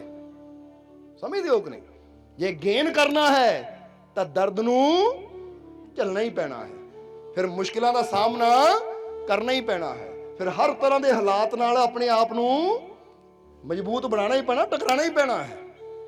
ਪਰ ਜਿਹੜਾ ਇਨਸਾਨ ਸੋਚੇ ਕਿ ਨਹੀਂ ਬਈ ਆਹ ਕੰਮ ਕਰਨ ਨੂੰ ਮਨ ਨਹੀਂ ਮੰਨਦਾ, ਪਰ ਮੈਨੂੰ ਪਤਾ ਇਹ ਕੰਮ ਮੇਰੇ ਵਾਸਤੇ ਚੰਗਾ ਹੈ, ਪਰ ਮਨ ਨਹੀਂ ਮੰਨਦਾ, ਹੁਣ ਜਾਂ ਤਾਂ ਚੰਗਾ ਦੇਖੋ ਆਪਣੇ ਵਾਸਤੇ ਤੇ ਜਾਂ ਫਿਰ ਮਨ ਦੀ ਸੁਣ ਕੇ ਬੁਰਾ ਕਰਦੇ ਚਲੇ ਜਾਓ, ਔਰ ਬੁਰਾ ਕਰਨ ਦੇ ਵਿੱਚ ਕਿਤੇ ਨਾ ਕਿਤੇ ਨੁਕਸਾਨ ਤਾਂ ਬੰਦੇ ਦਾ ਹੋਣਾ ਹੀ ਨਹੀਂ। ਇਸ ਲਈ ਇੱਥੇ ਅਸੀਂ ਥੋੜਾ ਜਿਹਾ ਧਿਆਨ ਦੇਣਾ ਆਪਣੇ ਜੀਵਨ ਤੇ ਕਿ ਅਗਰ ਉਸ ਕੁਦਰਤ ਨੇ, ਉਸ ਮਾਲਿਕ ਨੇ ਸਾਨੂੰ ਜੀਵਨ ਦਿੱਤਾ ਹੈ, ਸਮਝ ਦਿੱਤੀ ਹੈ, ਤੇ ਅਸੀਂ ਇਹ ਦੇਖਣਾ ਹੈ ਕਿ ਜੋ ਕਰਨਾ ਮੇਰੇ ਵਾਸਤੇ ਚੰਗਾ ਹੈ, ਧਿਆਨ ਕਰਨਾ ਮੇਰੇ ਵਾਸਤੇ ਚੰਗਾ ਹੈ, ਫਿਰ ਚਾਹੇ ਮਨ ਮੰਨੇ ਨਾ ਮੰਨੇ ਮੈਂ ਬੈਠਣਾ ਜ਼ਰੂਰ ਹੈ, ਸਤਸੰਗ ਵਿੱਚ ਆਣਾ ਮੇਰੇ ਵਾਸਤੇ ਚੰਗਾ ਹੈ, ਸੰਤਾਂ ਦੇ ਵਚਨ ਸੁਣਨਾ ਮੇਰੇ ਵਾਸਤੇ ਚੰਗਾ, ਫਿਰ ਮਨ ਮੰਨੇ ਨਾ ਮੰਨੇ ਮੈਂ ਜਾਣਾ ਜ਼ਰੂਰ ਹੈ। ਇੱਕ ਗੱਲ ਦਾ ਜਵਾਬ ਦਿਓ ਸਾਨੂੰ। ਕਈ ਮਾਤਾ ਪਿਤਾ ਇੱਥੇ ਬੈਠੇ ਹੋਣਗੇ ਕਿ ਜਦੋਂ ਸਵੇਰੇ ਸਵੇਰੇ ਬੱਚੇ ਨੂੰ ਤਿਆਰ ਕਰਦੇ ਆ ਸਕੂਲ ਜਾਣ ਵਾਸਤੇ ਤਾਂ ਬੱਚਾ ਰੋਂਦਾ ਹੈ, ਮੈਂ ਨਹੀਂ ਜਾਣਾ, ਮੈਂ ਨਹੀਂ ਜਾਣਾ। ਹੈ ਮਾਤਾ ਪਿਤਾ ਕੋਈ ਇੱਦਾਂ ਦੇ ਬੈਠੇ ਇੱਥੇ ਜਿਹੜੇ ਛੋਟੇ ਛੋਟੇ ਬੱਚੇ ਹੁੰਦੇ, ਕਈ ਵਾਰ ਜਿੱਦ ਕਰਦੇ ਸਕੂਲ ਜਾਣ ਲੱਗਿਆ ਐਸੀ ਨਹੀਂ ਜਾਣਾ, ਤਾਂ ਤੁਸੀਂ ਕੀ ਬੱਚੇ ਦੀ ਗੱਲ ਮੰਨ ਲੈਂਦੇ ਹੋ? ਕਹਿੰਦੇ ਹੋ ਠੀਕ ਹੈ ਬੇਟਾ ਨਹੀਂ ਜਾਣਾ, ਬੈਠਾ ਰਹਿ, ਕੋਈ ਗੱਲ ਨਹੀਂ ਪੁੱਤ, ਨਾ ਜਾ ਸਕੂਲ, ਅਸੀਂ ਤੇਰੀ ਖੁਸ਼ੀ ਦੇਖਣੀ ਹੈ। ਅਗਰ ਮਾਂ-ਬਾਪ ਇਹ ਕਹਿਣ ਬੱਚੇ ਨੂੰ ਅਸੀਂ ਤੇਰੀ ਖੁਸ਼ੀ ਦੇਖਣੀ ਹੈ, ਨਹੀਂ ਦਿਲ ਕਰਦਾ ਨਾ ਜਾ, ਤੇ ਇਹਦਾ ਮਤਲਬ ਇਹ ਮਾਂ-ਬਾਪ ਆਪਣੇ ਬੱਚੇ ਦੇ ਦੁਸ਼ਮਣ ਹੈ, ਔਰ ਅਨਪੜ੍ਹ ਰਹਿ ਗਿਆ ਤਾਂ ਆਉਣ ਵਾਲੇ ਸਮੇਂ 'ਚ ਇਹਦੀ ਕੀ ਵੈਲਿਊ ਹੋਏਗੀ? ਕਮ ਸੇ ਕਮ ਬੱਚੇ ਨੂੰ ਪੜ੍ਹਨਾ ਲਿਖਣਾ ਤਾਂ ਆਉਣਾ ਚਾਹੀਦਾ, ਤਾਂ ਇਹ ਕਿਤੇ ਸਾਈਨ ਕਰਨੇ ਹੋਣ, ਕਿਤੇ ਕੋਈ ਕਰਨਾ ਹੋਵੇ ਤਾਂ ਬੱਚੇ ਨੂੰ ਪਤਾ ਹੋਣਾ ਚਾਹੀਦਾ ਮੈਂ ਕਿੱਥੇ ਸਾਈਨ ਕਰ ਰਿਹਾ, ਜਾ ਕਿੱਥੇ ਰਿਹਾ, ਮੇਰੇ ਨਾਲ ਕੀ ਹੋ ਰਿਹਾ, ਕਿਤੇ ਨਹੀਂ ਕੀ ਨਹੀਂ ਹੋ ਰਿਹਾ। ਹੁਣ ਜ਼ਰਾ ਸੋਚੋ, ਇੱਕ ਮਾਂ-ਬਾਪ ਹੈ ਕਿ ਬੱਚਾ ਕਹਿੰਦਾ ਹੈ ਮੈਂ ਸਕੂਲ ਨਹੀਂ ਜਾਣਾ, ਕਹਿੰਦੇ ਠੀਕ ਹੈ ਬੇਟਾ ਤੇਰੀ ਖੁਸ਼ੀ, ਨਾ ਜਾ ਬੈਠ। ਤਾਂ ਦੂਜੇ ਮਾਤਾ ਪਿਤਾ ਹੈ, ਬੱਚਾ ਕਹਿੰਦਾ ਮੈਂ ਸਕੂਲ ਨਹੀਂ ਜਾਣਾ, ਕਿਉਂ ਨਹੀਂ ਜਾਣਾ? ਉਹ ਖਿੱਚ ਕੇ ਲੈ ਕੇ ਜਾਂਦੇ, ਬੱਚਾ ਰੋਂਦਾ ਹੈ, ਮੰਮੀ ਨਹੀਂ ਡੈਡੀ ਨਹੀਂ, ਚੱਲ ਤੈਨੂੰ ਜਾਣਾ ਪੈਣਾ ਹੈ, ਖਿੱਚ ਕੇ ਲਿਜਾਂਦੇ ਐ, ਮੋਟਰਸਾਈਕਲ ਤੇ ਜਾਂ ਗੱਡੀ 'ਚ ਬਿਠਾਉਂਦੇ ਐ, ਸਕੂਲ ਦੇ ਗੇਟ ਮੂਹਰੇ ਰੋਂਦੇ ਬੱਚੇ ਨੂੰ ਲਾ ਕੇ ਅੰਦਰ ਬਾੜਦੇ, ਚੱਲ ਅੰਦਰ ਜਾਣਾ ਪੈਣਾ ਹੀ ਹੈ ਤੈਨੂੰ, ਚਾਹੇ ਹੱਸ ਕੇ ਜਾ ਚਾਹੇ ਰੋ ਕੇ ਜਾ, ਜਾਣਾ ਪੈਣਾ ਹੀ ਹੈ। ਹੁਣ ਇਹ ਬੱਚਾ ਕੁਛ ਦਿਨ ਰੋਏਗਾ, ਪਰ ਫਿਰ ਪਤਾ ਲੱਗ ਜਾਏਗਾ ਕਿ ਮਾਂ-ਬਾਪ ਮੰਨਦੇ ਨਹੀਂ ਹੈ, ਹੁਣ ਤਾਂ ਜਾਣਾ ਹੀ ਪੈਣਾ ਮੈਨੂੰ, ਤੇ ਹੌਲੀ ਹੌਲੀ ਬੱਚਾ ਸੈੱਟ ਹੋ ਜਾਂਦਾ ਹੈ। ਸਮਝਦੇ ਹੋ ਕਿ ਨਹੀਂ? ਹੁਣ ਇਹ ਮਾਂ-ਬਾਪ ਦੇਖਣ ਨੂੰ ਬੱਚੇ ਨੂੰ ਜ਼ਰੂਰ ਲੱਗੇਗਾ ਮੇਰੇ ਦੁਸ਼ਮਣ ਹੈ, ਮੇਰੀ ਗੱਲ ਨਹੀਂ ਮੰਨਦੇ, ਮੈਂ ਸਕੂਲ ਨਹੀਂ ਜਾਣਾ ਚਾਹੁੰਦਾ, ਮੈਨੂੰ ਭੇਜ ਰਹੇ ਆ, ਪਰ ਪਤਾ ਹੈ ਕਿ ਇਹ ਮਾਂ-ਬਾਪ ਅੱਗੇ ਜਾ ਕੇ ਬੱਚਾ ਇਹਨਾਂ ਨੂੰ ਥੈਂਕ ਯੂ ਕਹੇਗਾ ਕਿ ਤੁਸੀਂ ਜੇ ਮੇਰੀ ਮੰਨ ਲੈਂਦੇ ਮੈਂ ਅਨਪੜ੍ਹ ਰਹਿ ਜਾਣਾ ਸੀ, ਪਰ ਤੁਸੀਂ ਮੇਰੀ ਨਹੀਂ ਮੰਨੀ, ਤੁਸੀਂ ਇਹ ਦੇਖਿਆ ਮੇਰੇ ਵਾਸਤੇ ਚੰਗਾ ਕੀ ਹੈ, ਜੋ ਮੇਰੇ ਵਾਸਤੇ ਚੰਗਾ ਸੀ ਤੁਸੀਂ ਉਹ ਕੀਤਾ, ਤਾਂ ਅੱਜ ਮੈਂ ਚੰਗੀ ਜਗ੍ਹਾ ਬੈਠਾ ਹਾਂ। ਸਮਝਦੇ ਹੋ? ਉਹ ਬੱਚਾ ਤੁਹਾਨੂੰ ਥੈਂਕ ਯੂ ਕਹੇਗਾ। ਇਸ ਲਈ ਇਦਾਂ ਹੀ ਜਿੱਦਾਂ ਬੱਚੇ ਦਾ ਹਾਲ ਹੈ ਨਾ, ਇਦਾਂ ਹੀ ਮਨ ਦਾ ਹਾਲ ਹੁੰਦਾ ਹੈ। ਤੁਸੀਂ ਮਨ ਨੂੰ ਕਹਿਣਾ ਚਲੀਏ ਸਤਸੰਗ, ਉਹ ਨਹੀਂ ਯਾਰ ਕੱਲ ਤਾਂ ਗਿਆ ਸੀ, ਅੱਜ ਕੀ ਜਾਣਾ ਹੈ? ਇਹ ਉਹੀ ਬੱਚਾ ਆ, ਲੈ ਮੰਮੀ ਕੱਲ ਹੀ ਤਾਂ ਸਕੂਲ ਗਿਆ ਸੀ, ਅੱਜ ਕੀ ਜਾਣਾ ਹੈ? ਸਮਝਦੇ ਹੋ ਕਿ ਨਹੀਂ? ਹੁਣ ਉੱਥੇ ਬੱਚੇ ਦੀ ਨਹੀਂ ਸੁਣਨੀ, ਅਸੀਂ ਇਹ ਦੇਖਣਾ ਬੱਚੇ ਵਾਸਤੇ ਚੰਗਾ ਕੀ ਹੈ। ਜੇ ਸਕੂਲ ਜਾਣਾ ਚੰਗਾ ਤਾਂ ਜ਼ਬਰਦਸਤੀ ਵੀ ਲੈ ਕੇ ਜਾਣਾ, ਚਾਹੇ ਹੱਸੇ ਚਾਹੇ ਰੋਵੇ, ਕਿਉਂਕਿ ਪਤਾ ਇਹਦੇ ਵਾਸਤੇ ਚੰਗਾ ਹੈ। ਇਸੇ ਤਰ੍ਹਾਂ ਮਨ ਵਾਸਤੇ ਚੰਗਾ ਹੈ ਚੰਗੇ ਵਿਚਾਰ, ਸੰਤਾਂ ਦੀ ਬਾਣੀ, ਸੰਤਾਂ ਦੇ ਵਚਨ, ਜਾਂ ਪ੍ਰਭੂ ਦਾ ਸਿਮਰਨ, ਜਾਂ ਅਸੀਂ ਕਹਿੰਦੇ ਕੋਈ ਨੇਕੀ ਕਰਦੇ ਆ, ਸੇਵਾ ਸਿਮਰਨ ਕਰਦੇ, ਮਨ ਵਾਸਤੇ ਚੰਗਾ ਹੈ। ਉੱਥੇ ਮਨ ਮੰਨੇ ਨਾ ਮੰਨੇ ਕਰਨਾ ਆ। ਜਿਹਦਾ ਬੱਚਾ ਮੰਨੇ ਨਾ ਮੰਨੇ ਸਕੂਲ ਭੇਜਣਾ ਇਹਦੇ ਵਾਸਤੇ ਚੰਗਾ ਹੈ, ਇਹਦੀ ਸਿਮਰਨ ਕਰਨਾ ਹੀ ਹੈ, ਸਤਸੰਗ 'ਚ ਜਾਣਾ ਹੀ ਹੈ। ਤੂੰ ਮੰਨ ਚਾਹੇ ਨਾ ਮੰਨ, ਕਰਨਾ ਤਾਂ ਤੈਨੂੰ ਪੈਣਾ ਹੀ ਹੈ, ਕਿਉਂਕਿ ਤੇਰੇ ਵਾਸਤੇ ਚੰਗਾ ਹੈ। ਥੋੜੇ ਦਿਨ ਮਨ ਅੜੀਆਂ ਕਰੇਗਾ, ਪਰ ਫਿਰ ਮਨ ਨੂੰ ਵੀ ਪਤਾ ਲੱਗ ਜਾਣਾ ਹੈ ਭਾਈ ਇਹ ਨਹੀਂ ਮੰਨਦਾ, ਇਸ ਲਈ ਹੁਣ ਕਰਨਾ ਹੀ ਪੈਣਾ। ਫਿਰ ਹੌਲੀ ਹੌਲੀ ਮਨ ਉਸ ਲਾਈਨ ਤੇ ਤੁਰ ਪੈਂਦਾ ਹੈ। ਤੁਰ ਪੈਂਦਾ ਕਿ ਨਹੀਂ? ਜ਼ਰਾ ਸਮਝਣਾ ਸਾਰਿਆਂ ਨੇ। ਜਿੱਦਾਂ ਤੁਸੀਂ ਏਦਾਂ ਕਰਕੇ ਦੇਖਣਾ, ਇੱਕ ਨਾ ਜਿੱਦਾਂ ਹੁਣ ਫਰਜ਼ ਕਰੋ ਜ਼ਮੀਨ ਦਾ ਟੁਕੜਾ ਹੈ, ਤੁਸੀਂ ਇੱਕ ਪਾਣੀ ਦਾ ਗਲਾਸ ਡੋਲੋ, ਪਾਣੀ ਦਾ ਗਲਾਸ ਡੋਲੋ, ਉਹ ਪਾਣੀ ਜਿੱਥੇ ਗਿਰੇਗਾ ਨਾ, ਜਿੱਥੇ ਗਿਰੇਗਾ ਫਿਰ ਪਾਣੀ ਆਪਣੇ ਆਪ ਹੀ ਜਗ੍ਹਾ ਬਣਾਉਂਦਾ, ਉੱਥੇ ਚਲਾ ਜਾਏਗਾ ਜਿੱਥੇ ਨੀਵੀਂ ਜਗ੍ਹਾ ਹੋਏਗੀ। ਸਮਝਦੇ ਹੋ ਕਿ ਨਹੀਂ? ਹੁਣ ਤੁਸੀਂ ਜਦੋਂ ਦੇਖੋ ਪਾਣੀ ਚਲਾ ਗਿਆ, ਫਿਰ ਦੁਬਾਰਾ ਪਾਣੀ ਦਾ ਗਲਾਸ ਉਸੇ ਜਗ੍ਹਾ ਡੋਲੋ, ਉਹ ਪਾਣੀ ਕਿੱਥੇ ਜਾਏਗਾ? ਉਹ ਜਿਹੜੀ ਪਾਣੀ ਨੇ ਪਹਿਲਾਂ ਲਾਈਨ ਬਣਾ ਲਈ ਹੈ ਨਾ, ਦੂਜੀ ਵਾਰ ਡੋਲੇ ਵੀ ਪਾਣੀ ਉਸੇ ਲਾਈਨ 'ਚ ਜਾਏਗਾ। ਫਿਰ ਜਿਸਲੇ ਹੋ ਗਿਆ ਤੀਜਾ ਡੋਲੋ, ਫਿਰ ਉੱਥੇ ਹੀ ਜਾਏਗਾ, ਕਿਉਂਕਿ ਪਾਣੀ ਜਿੱਦਾਂ ਆਪਣਾ ਰਸਤਾ ਬਣਾ ਲੈਂਦਾ ਹੈ, ਔਰ ਜਦੋਂ ਜਿੰਨੀ ਵਾਰ ਮਰਜ਼ੀ ਡੋਲੋ ਤਾਂ ਉਧਰ ਹੀ ਜਾਂਦਾ ਹੈ, ਕਿਉਂਕਿ ਉਹਨਾਂ ਰਸਤਾ ਬਣਾ ਲਿਆ। ਇਸੇ ਤਰ੍ਹਾਂ ਮਨ ਵੀ ਪਾਣੀ ਦੀ ਤਰ੍ਹਾਂ ਤਰਲ ਹੈ, ਇਹਨੂੰ ਇੱਕ ਵਾਰ ਰਸਤਾ ਦਿਖਾਣਾ ਪੈਂਦਾ, ਕਰ ਕਰ ਕਰ, ਔਰ ਕੁਝ ਦਿਨ ਕਰਾਂਦੇ ਜਾਓ ਤਾਂ ਫਿਰ ਇਹ ਵੀ ਆਪਣਾ ਰਸਤਾ ਬਣਾ ਲੈਂਦਾ ਹੈ। ਹੁਣ ਜ਼ਰਾ ਸੱਚ ਦੱਸਣਾ ਸਾਨੂੰ, ਇੱਕ ਸਵਾਲ ਪੁੱਛਣਾ, ਪਰਸਨਲ ਸਵਾਲ ਹੈ ਤੁਹਾਡਾ, ਸਮਝਦੇ ਹੋ ਕਿ ਨਹੀਂ? ਅੱਛਾ, ਸਵੇਰੇ ਉੱਠ ਕੇ ਕਿਹਨੂੰ ਕਿਹਨੂੰ ਆਦਤ ਹੈ ਸਵੇਰੇ ਉੱਠਦੇ ਪਹਿਲਾਂ ਬਰਸ਼ ਕਰਦੇ ਆ, ਮੂੰਹ ਧੋਂਦੇ ਆ? ਕਿਹਨੂੰ ਕਿਹਨੂੰ ਆਦਤ ਹੈ ਬਰਸ਼ ਕਰਨ ਦੀ, ਮੂੰਹ ਧੋਣ ਦੀ, ਕਿ ਪਹਿਲਾਂ ਉੱਠੀਏ ਮੂੰਹ ਧੋਈਏ? ਹੈ ਆਦਤ? ਹੁਣ ਜ਼ਰਾ ਗੌਰ ਕਰਨਾ। ਹੁਣ ਇੱਕ ਗੱਲ ਦੱਸੋ, ਇੱਕ ਗੱਲ ਸਾਨੂੰ ਦੱਸਣੀ, ਇਹ ਹੁਣ ਜਿਹਨਾਂ ਨੇ ਹੱਥ ਖੜਾ ਕੀਤੇ ਰੋਜ਼ ਹੀ ਕਰਦੇ ਹੋ ਨਾ ਤੁਸੀਂ, ਕਿਸੇ ਨੂੰ ਕਹਿਣਾ ਪੈਂਦਾ ਹੈ, ਕਿਸੇ ਨੂੰ ਬਾਹ ਫੜ ਕੇ ਲਿਜਾਣਾ ਪੈਂਦਾ ਕਿ ਚੱਲ ਬਾਥਰੂਮ 'ਚ ਬਰਸ਼ ਕਰ, ਜਿੱਦਾਂ ਬੱਚੇ ਨੂੰ ਲੈ ਕੇ ਜਾਣਾ ਪੈਂਦਾ ਸਾਨੂੰ, ਛੋਟੇ ਬੱਚੇ, ਚੱਲ ਬੇਟਾ ਪਹਿਲਾਂ ਬਰਸ਼ ਕਰ, ਜਾ ਕੇ ਮੂੰਹ ਧੋ, ਬਾਅਦ ਚੋਂ ਖਾਣਾ ਕੁਛ। ਬੱਚੇ ਨੂੰ ਸਮਝਾਉਣਾ ਪੈਂਦਾ ਹੈ, ਕਿਉਂ? ਕਿਉਂਕਿ ਬੱਚੇ ਦੀ ਆਦਤ ਹਾਲੇ ਨਹੀਂ ਬਣੀ। ਤੁਹਾਨੂੰ ਕਿਸੇ ਨੂੰ ਕਹਿਣ ਦੀ ਲੋੜ ਨਹੀਂ, ਤੁਹਾਨੂੰ ਪਤਾ ਬਰਸ਼ ਕਰਨਾ ਚੰਗਾ ਹੈ, ਮੂੰਹ ਧੋਣਾ ਚੰਗਾ ਹੈ, ਇਸ ਲਈ ਕੋਈ ਕਵੇ ਨਾ ਕਵੇ, ਤੁਸੀਂ ਉੱਠਦੇ ਆਂ ਪਹਿਲਾਂ ਵਾਸ਼ਰੂਮ ਜਾਣਾ, ਹੱਥ ਮੂੰਹ ਧੋਣਾ, ਬਰਸ਼ ਕਰਨਾ, ਆਦਤ ਬਣ ਗਈ, ਚੰਗੀ ਆਦਤ ਬਣ ਗਈ। ਬਸ ਅਸੀਂ ਇਹੀ ਚਾਹੁੰਦੇ ਹਾਂ ਕਿ ਜਿਸ ਤਰ੍ਹਾਂ ਇਹ ਚੰਗੀ ਆਦਤ ਬਣੀ ਹੈ ਨਾ ਕਿ ਸਵੇਰੇ ਉੱਠਦੇ ਹੀ ਬਰਸ਼ ਕਰਨਾ ਹੈ, ਮੂੰਹ ਧੋਣਾ ਹੈ, ਇੱਦਾਂ ਹੀ ਇਹ ਵੀ ਚੰਗੀ ਆਦਤ ਬਣਾਓ ਕਿ ਸਵੇਰੇ ਉੱਠਦੇ ਆਪਣੇ ਰੱਬ ਦਾ ਸ਼ੁਕਰ ਕਰਨਾ, ਉਹਦਾ ਸਿਮਰਨ ਕਰਨਾ ਹੈ। ਪਹਿਲਾਂ ਬਣਾਣੀ ਪੈਂਦੀ ਹੈ, ਕਹਿਣਾ ਪੈਂਦਾ, ਜਿਹੜਾ ਬੱਚੇ ਨੂੰ ਪਹਿਲਾਂ ਕਹਿਣਾ ਪੈਂਦਾ, ਬੇਟਾ ਉੱਠ ਕੇ ਚੱਲ ਬਰਸ਼ ਕਰ। ਸਮਝਦੇ ਹੋ ਕਿ ਨਹੀਂ? ਹੁਣ ਤੁਸੀਂ ਆਪਣੇ ਬੱਚਿਆਂ ਨੂੰ ਕਰਦੇ ਹੋ ਕਿ ਨਹੀਂ? ਅਸੀਂ, ਰੋਹਾਨੀ ਹਾਲੇ 8 ਸਾਲ ਦੀ ਹੈ, ਹੁਣ ਉਹਨੂੰ ਸਵੇਰੇ ਉੱਠਦੀ ਹੈ ਨਾ ਤਾਂ ਕੁਛ ਵੀ ਪਹਿਲਾਂ ਬਰਸ਼ ਕਰਕੇ ਆਉਂਦੀ ਹੈ, ਪਹਿਲਾਂ ਮੂੰਹ ਧੋ ਕੇ ਆਉਂਦੀ ਹੈ। ਮੈਂ ਕੋਈ ਵੀ ਚੀਜ਼ ਖਾਣ ਤੋਂ ਪਹਿਲਾਂ ਉਹਨੂੰ ਪਤਾ ਹੁਣ ਇਹ ਕਰਨਾ ਹੈ। ਛੋਟੀ ਹੁੰਦੀ ਨੂੰ ਸਮਝਾਉਣਾ ਪਿਆ ਸੀ, ਹੁਣ ਉਹਦੀ ਆਦਤ ਬਣ ਗਈ ਹੈ, ਹੁਣ ਆਪਣੇ ਆਪ ਜਾਂਦੀ ਹੈ।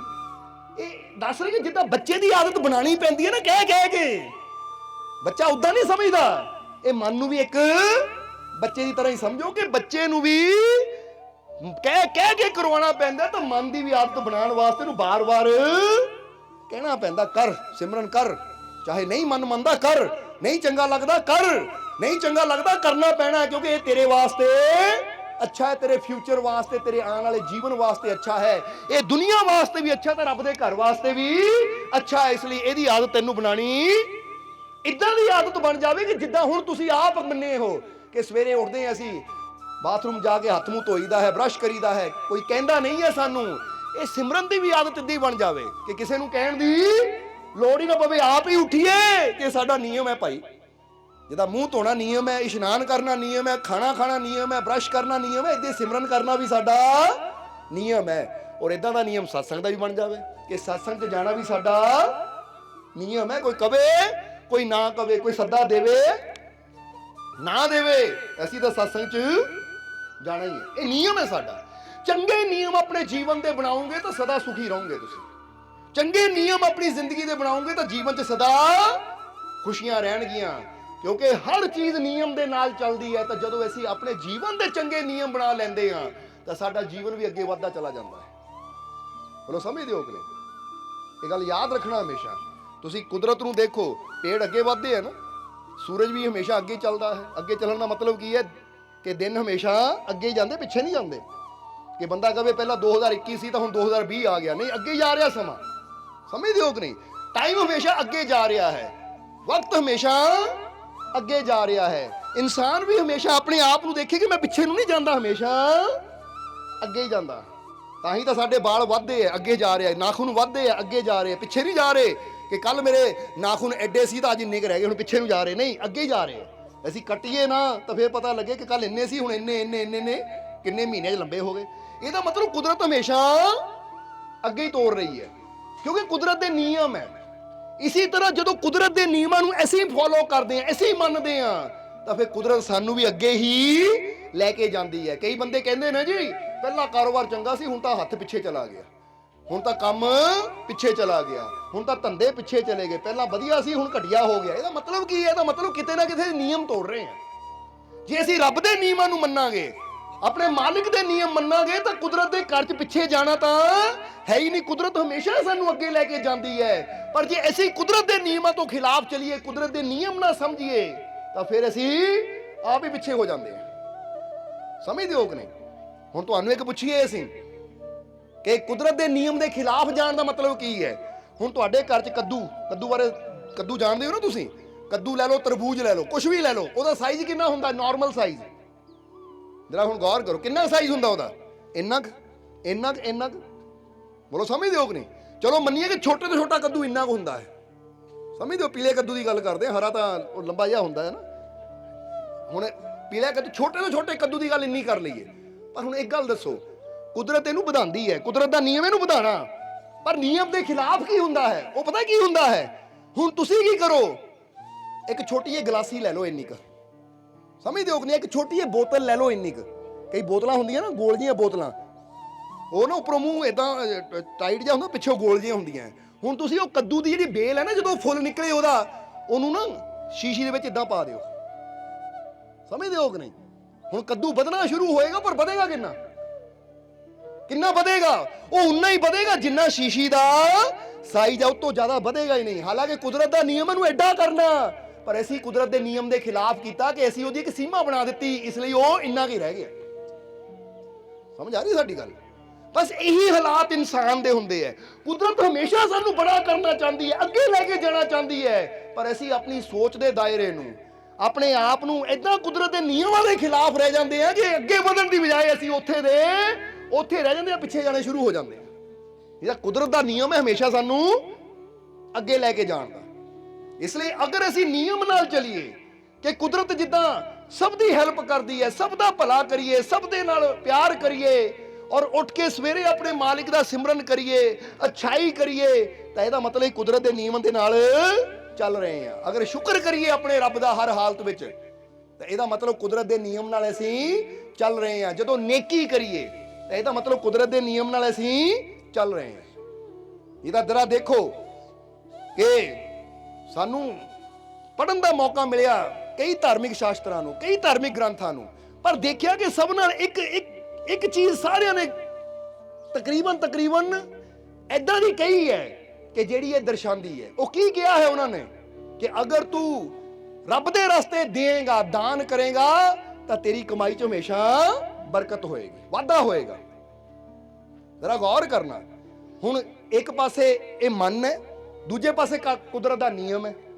ਹੁਣ ਸਮਝ ਲਓ ਕਿ ਤੁਹਾਡੀ ਜੇਬ 'ਚ 100 ਰੁਪਇਆ ਹੈ, ਤੁਸੀਂ 10 ਰੁਪਏ ਦਾਨ 'ਚ ਦਿੰਦੇ ਹੋ, ਤਾਂ ਤੁਹਾਡੇ ਮਨ ਨੇ ਕੀ ਕਹਿਣਾ ਹੈ? ਉਹ 100 ਸੀਗੇ, ਕਿੰਨੇ ਰਹਿ ਗਏ? 90 ਰਹਿ ਗਏ, ਘਾਟਾ ਪੈ ਗਿਆ ਹੈ, 10 ਰੁਪਏ ਚਲੇ ਗਏ।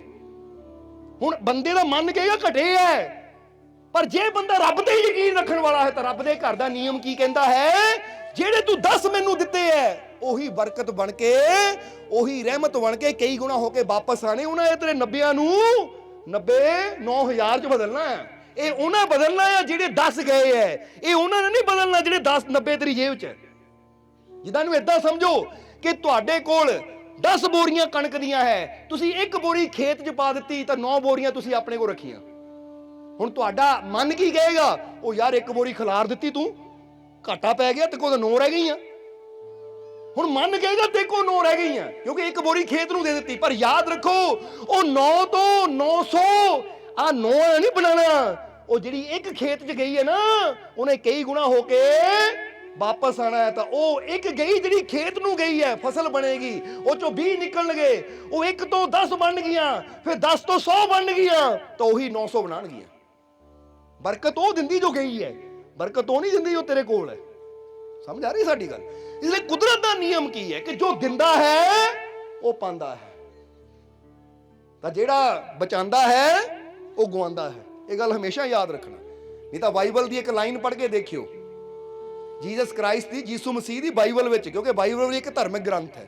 ਜਿੱਦਾਂ ਅਸੀਂ ਕਹਿੰਦੇ ਨਾ ਸ਼੍ਰੀ ਕ੍ਰਿਸ਼ਨ ਦੀ ਭਾਗਵਤ ਗੀਤਾ, ਜਾਂ ਕੁਰਾਨ ਸ਼ਰੀਫ, ਜਾਂ ਗੁਰੂਆਂ ਦੀ ਬਾਣੀ, ਜਾਂ ਹੋਰ ਇਦਾਂ ਦੇ ਧਾਰਮਿਕ ਗ੍ਰੰਥ ਹੈ। ਇਸੇ ਤਰ੍ਹਾਂ ਬਾਈਬਲ ਵੀ ਇੱਕ ਪਵਿੱਤਰ ਗ੍ਰੰਥ ਮੰਨਿਆ ਜਾਂਦਾ ਹੈ।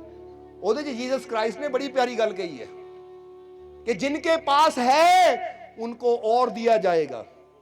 बोलो समझते हो कि नहीं? और जिनके पास नहीं है उनसे वो भी ले लिया जाएगा जो उनके पास है। वो कहते जिन्हां कोल है उन्होंने होर दिता जाएगा, तो जिन्हां कोल नहीं है उन्हां कोल जो है वो भी ले लिया जाएगा, वो खाली हो जाएंगे। तो बड़ी हैरानी की गल है, बंदा सोचता जिन्हां कोल है उन्होंने होर दिता जाना है, तो जिहदे कोल है नहीं बेचारे को पहले ही है नहीं, उहदे कोल वो भी ले लेना जो है। कमाल दी गल है। ਇਹਦਾ ਮਤਲਬ ਕੀ ਹੈ? ਤਾਂ ਫਿਰ ਪੁੱਛਿਆ ਜੀਸਸ ਨੂੰ ਕਿ ਇਹਦਾ ਮਤਲਬ ਕੀ ਹੈ, ਤਾਂ ਜੀਸਸ ਕਹਿੰਦੇ ਇਹਦਾ ਮਤਲਬ ਹੈ ਕਿ ਜਿਨ੍ਹਾਂ ਕੋਲ ਹੈ ਕੀ ਹੈ? ਪ੍ਰੇਮ ਹੈ, ਵਿਸ਼ਵਾਸ ਹੈ, ਦੂਜੇ ਦੀ ਭਲਾਈ ਕਰਨ ਦੀ ਭਾਵਨਾ ਹੈ। ਜੇ ਨਾ ਕੋਈ ਭਾਵਨਾ ਹੁੰਦੀ ਨਾ ਕਿ ਮੈਂ ਸੇਵਾ ਕਰਨੀ ਹੈ, ਦਾਨ ਕਰਨਾ ਹੈ, ਪ੍ਰਭੂ ਦਾ ਸਿਮਰਨ ਕਰਨਾ ਹੈ, ਆਪਣੇ ਰੱਬ ਦਾ ਸ਼ੁਕਰ ਕਰਨਾ ਹੈ, ਜੇ ਨਾ ਕੋਈ ਭਾਵਨਾ ਹੈ ਉਹਨਾਂ ਨੂੰ ਹੋਰ ਦਿੱਤਾ ਜਾਏਗਾ। ਤਾਂ ਜੇ ਨਾ ਕੋਈ ਭਾਵਨਾ ਹੀ ਨਹੀਂ, ਰੱਬ ਨੇ ਥੋੜਾ ਦਿੱਤਾ ਮੈਨੂੰ ਕੀ ਰੱਬ ਨੇ ਦਿੱਤਾ ਹੈ, ਮੈਂ ਉਹਦਾ ਸ਼ੁਕਰ ਕਿਉਂ ਕਰਾਂ, ਲੈ ਮੈਂ ਦਾਨ ਕਿਉਂ ਕਰਾਂ, ਮੇਰੇ ਕੋਲ ਹੈ ਹੀ ਥੋੜਾ ਹੈ। ਤਾਂ ਕਹਿੰਦੇ ਜੇ ਨਾ ਕੋਈ ਦਾਨ ਦੀ ਭਾਵਨਾ, ਸੇਵਾ ਭਾਵਨਾ, ਸ਼ਰਧਾ ਭਾਵਨਾ, ਵਿਸ਼ਵਾਸ ਪ੍ਰੇਮ ਨਹੀਂ ਹੈ, ਉਹਨਾਂ ਕੋਲ ਜਿੰਨਾ ਕੁ ਹੁੰਦਾ ਨਾ ਉਹ ਵੀ ਖਤਮ ਹੋ ਜਾਂਦਾ ਹੈ। ਕਿਉਂਕਿ ਅੱਗੇ ਵਧਾਉਣ ਵਾਲਾ ਕੰਮ ਉਹ, ਜਿੱਦਾਂ ਹੁਣ ਤੁਹਾਨੂੰ ਕਿਸਾਨ ਦੀ ਮਿਸਾਲ ਦਿੱਤੀ ਕਿ ਕਿਸਾਨ ਕੋ 10 ਬੋਰੀਆਂ ਹੈ ਆਪਣੇ ਦਾਣਿਆਂ ਦੀਆਂ, ਉਹ ਸੋਚੇ ਖੇਤ ਨੂੰ ਨਹੀਂ ਬੀਜਣੀਆਂ, ਮੈਂ ਹੀ ਖਾਣੀਆਂ ਹੈ, ਉਹ ਆਪ 10 ਬੋਰੀਆਂ ਖਾ ਜਾਵੇ ਤਾਂ 10 ਖਾਂਦੇ ਖਾਂਦੇ ਇੱਕ ਦਿਨ ਖਤਮ ਹੋ ਜਾਣਗੀਆਂ। ਕਿਉਂਕਿ ਆਣਾ ਕਿੱਥੋਂ ਹੈ, ਆਣਾ ਉਹ ਨਹੀਂ ਜੋ ਨਾ ਖਾ ਲਿਆ, ਆਣਾ ਤਾਂ ਉਹ ਜੋ ਨਾ ਬੀਜ ਦਿੱਤਾ। ਸਮਝ ਆ ਰਹੀ ਸਾਡੀ ਗੱਲ? ਇਸੇ ਤਰ੍ਹਾਂ ਇਨਸਾਨ ਜਦੋਂ ਕੁਝ ਨੇਕੀ ਕਰਦਾ ਹੈ, ਅੱਛਾਈ ਕਰਦਾ ਹੈ, ਤਾਂ ਫਿਰ ਇਨਸਾਨ ਨੂੰ ਮਿਲਦਾ ਹੈ। ਸੋ ਇਹ ਨਿਯਮ ਹੈ ਰੱਬ ਦੇ ਘਰ ਦੇ, ਸਮਝਦੇ ਹੋ ਕਿ ਨਹੀਂ? ਹੁਣ ਜਿੱਦਾਂ ਜਿੱਦਾਂ ਬੰਦਾ ਇਹ ਨਿਯਮਾਂ ਤੇ ਚੱਲਦਾ ਕਿ ਆਪਣੇ ਰੱਬ ਦਾ ਸ਼ੁਕਰ ਕਰਨਾ, ਸਵੇਰੇ ਉੱਠ ਕੇ ਸਿਮਰਨ ਕਰੀਏ, ਆਪਣੇ ਮਾਲਿਕ ਦਾ ਸਭ ਤੋਂ ਪਹਿਲਾਂ ਸ਼ੁਕਰ ਕਰੀਏ। ਔਰ ਫਿਰ ਜਿੱਦਾਂ ਗੁਰੂਆਂ ਰਹਿਬਰਾਂ ਨੇ ਕਿਹਾ ਹੈ ਕਿ ਕਹਿੰਦੇ ਆ ਨਾ ਕਿ ਗੋਲਕ ਰਾਖੇ ਨਾਏ ਜੋ ਛਲਕਾ ਕਰੇ ਵਪਾਰ, ਕਹੇ ਗੋਬਿੰਦ ਸਿੰਘ ਲਾਲ ਜੀ ਭੋਗੇ ਨਰਕ ਹਜ਼ਾਰ। ਕਿ ਗੁਰੂਆਂ ਨੇ ਵੀ ਦੱਸਿਆ ਹੈ ਕਿ ਜਿਹੜਾ ਗੁਰੂ ਦੇ ਨਾਂ ਤੇ ਕੱਢਦਾ ਨਹੀਂ ਨਾ, ਯਾਨੀ ਰੱਬ ਦੇ ਨਾਂ ਤੇ ਕੋਈ ਨੇਕੀ ਦੇ ਖਾਤਰ ਕੱਢਦਾ ਨਹੀਂ ਹੈ, ਔਰ ਜਿਹੜਾ ਛਲ ਦਾ ਵਪਾਰ ਕਰਦਾ ਹੈ, ਛਲ ਦਾ ਮਤਲਬ ਹੇਰਾ ਫੇਰੀਆਂ ਕਰਦਾ ਹੈ, ਠੱਗੀਆਂ ਕਰਦਾ ਹੈ, ਚੋਰੀ ਕਰਦਾ ਹੈ, ਤਾਂ ਕਹਿੰਦੇ ਇਦਾਂ ਦਾ ਇਨਸਾਨ ਹਜ਼ਾਰਾਂ ਨਰਕ ਭੋਗਦਾ ਹੈ। ਉਹ ਤਕਲੀਫਾਂ ਦੁੱਖ ਪਾਉਂਦਾ ਹੈ, ਦੁਨੀਆ ਤੇ ਵੀ ਦੁਖੀ ਰਹਿੰਦਾ ਤਾਂ ਅੱਗੇ ਜਾ ਕੇ ਵੀ ਦੁੱਖ ਪਾਉਂਦਾ ਹੈ। ਇਸ ਲਈ ਕੁਦਰਤ ਦੇ ਨਿਯਮ ਕੀ ਹੈ ਕਿ ਪੇੜ ਸਭ ਨੂੰ ਦਿੰਦੇ ਹੈ, ਹਵਾਵਾਂ ਸਭ ਨੂੰ ਜੀਵਨ ਦੇ ਰਹੀਆਂ, ਉਹ ਕਹਿੰਦੇ ਆਪਣਾ ਮਾਦਾ ਬਣਾ, ਮੈਂ ਵੀ ਸਭ ਨੂੰ ਦੇਣਾ ਹੈ। ਹੁਣ ਗੱਲ ਆ ਗਈ ਉਹ ਕਹਾਣੀ ਤੇ ਕਿ ਸ਼ਹਿਦ ਲੈਣ ਵਾਸਤੇ ਘੁੰਮ ਰਿਹਾ ਬੰਦਾ, ਸਮਝਦੇ ਹੋ ਕਿ ਨਹੀਂ? ਕਿ ਕਈਆਂ ਕੋਲ ਹੈ, ਉਹ ਕਹਿੰਦੇ ਤੂੰ ਸਾਡਾ ਕੀ ਲੱਗਦਾ ਹੈ, ਆਪਣੇ ਰਿਸ਼ਤੇਦਾਰ ਦੀ ਮਦਦ ਕਰਾਂਗੇ, ਆਪਣੇ ਕਿਸੇ ਜਾਣ ਪਛਾਣ ਦੇ ਦੀ ਮਦਦ ਕਰਾਂਗੇ, ਤੇਰੀ ਮਦਦ ਕਿਉਂ ਕਰੀਏ? ਕਿਉਂਕਿ ਇੱਥੇ ਹੀ ਗੱਲ ਚੱਲੀ ਸੀ ਕਿ ਤੁਸੀਂ ਦਿੱਲੀ ਚਲੇ ਜਾਓ, ਯੂਪੀ ਚਲੇ ਜਾਓ, ਉੱਥੇ ਦੇ ਪੇੜ ਤੁਹਾਨੂੰ ਕਹਿਣ ਅਸੀਂ ਤੁਹਾਨੂੰ ਆਕਸੀਜਨ ਕਿਉਂ ਦਈਏ, ਫਲ ਕਿਉਂ ਦਈਏ, ਤੁਸੀਂ ਕਿਹੜਾ ਭਾਈ ਸਾਨੂੰ ਪਾਣੀ ਪਾਇਆ ਹੈ, ਜਾਂ ਤੁਸੀਂ ਕਿਹੜਾ ਸਾਡੇ ਕੁਝ ਲੱਗਦੇ ਹੋ? ਜਾਓ ਆਪਣੇ ਹਿਮਾਚਲ, ਜਾਓ ਆਪਣੇ ਪੰਜਾਬ 'ਚ, ਤਾਂ ਫਿਰ ਤਾਂ ਬੰਦੇ ਦਾ ਸਾਹ ਲੈਣਾ ਹੀ ਔਖਾ ਹੋ ਜਾਏਗਾ। ਫਿਰ ਬੰਦੇ ਨੂੰ ਪਤਾ ਕੀ ਕਰਨਾ ਪੈਣਾ ਹੈ, ਉਹ ਯੂਪੀ ਚੱਲੇ ਤਾਂ ਕਰ 2 ਪੇੜ ਤੋੜ ਕੇ ਨਾ ਭਾਈ ਗੱਡੀ 'ਚ ਰੱਖ ਦੇ, ਉੱਥੇ ਜਾ ਕੇ ਸਾਹ ਵੀ ਲੈਣਾ ਹੈ। ਹੋਣਾ ਕਿ ਨਹੀਂ ਏਦਾਂ ਕਿ 2 ਪੇੜ ਨਾ ਤੋੜ ਕੇ ਗੱਡੀ 'ਚ ਰੱਖ ਦੋ, ਉੱਥੇ ਜਾ ਕੇ ਭਾਈ ਸਾਹ ਵੀ ਲੈਣਾ ਹੈ, ਕਿਉਂਕਿ ਉੱਥੇ ਦੇ ਪੇੜਾਂ ਨੇ ਸਾਹ ਨਹੀਂ ਦੇਣਾ ਸਾਨੂੰ। ਉਹਨਾਂ ਨੇ ਕਹਿਣਾ ਤੁਸੀਂ ਪੰਜਾਬੀ ਹੋ ਜਾਂ ਤੁਸੀਂ ਹਿਮਾਚਲੀ ਹੋ, ਤੁਹਾਨੂੰ ਸਾਹ ਅਸੀਂ ਕਿਉਂ ਦਈਏ, ਅਸੀਂ ਤਾਂ ਯੂਪੀ ਵਾਲਿਆਂ ਨੂੰ ਦੇਵਾਂਗੇ, ਅਸੀਂ ਤਾਂ ਬਿਹਾਰ ਵਾਲਿਆਂ ਨੂੰ ਦੇਵਾਂਗੇ, ਫਿਰ ਤਾਂ ਬੰਦੇ ਦਾ ਜੀਣਾ ਹੀ ਮੁਸ਼ਕਿਲ ਹੋ ਜਾਏਗਾ। ਪਰ ਕੁਦਰਤ ਫਰਕ ਨਹੀਂ ਕਰਦੀ, ਤਾਂ ਜੇ ਕੁਦਰਤ ਫਰਕ ਨਹੀਂ ਕਰਦੀ, ਸਾਡਾ ਸੱਚਾ ਰੱਬ ਫਰਕ ਨਹੀਂ ਕਰਦਾ, ਤਾਂ ਅਸੀਂ ਬੰਦੇ ਕੌਣ ਹੁੰਦੇ ਫਰਕ ਕਰਨ ਵਾਲੇ?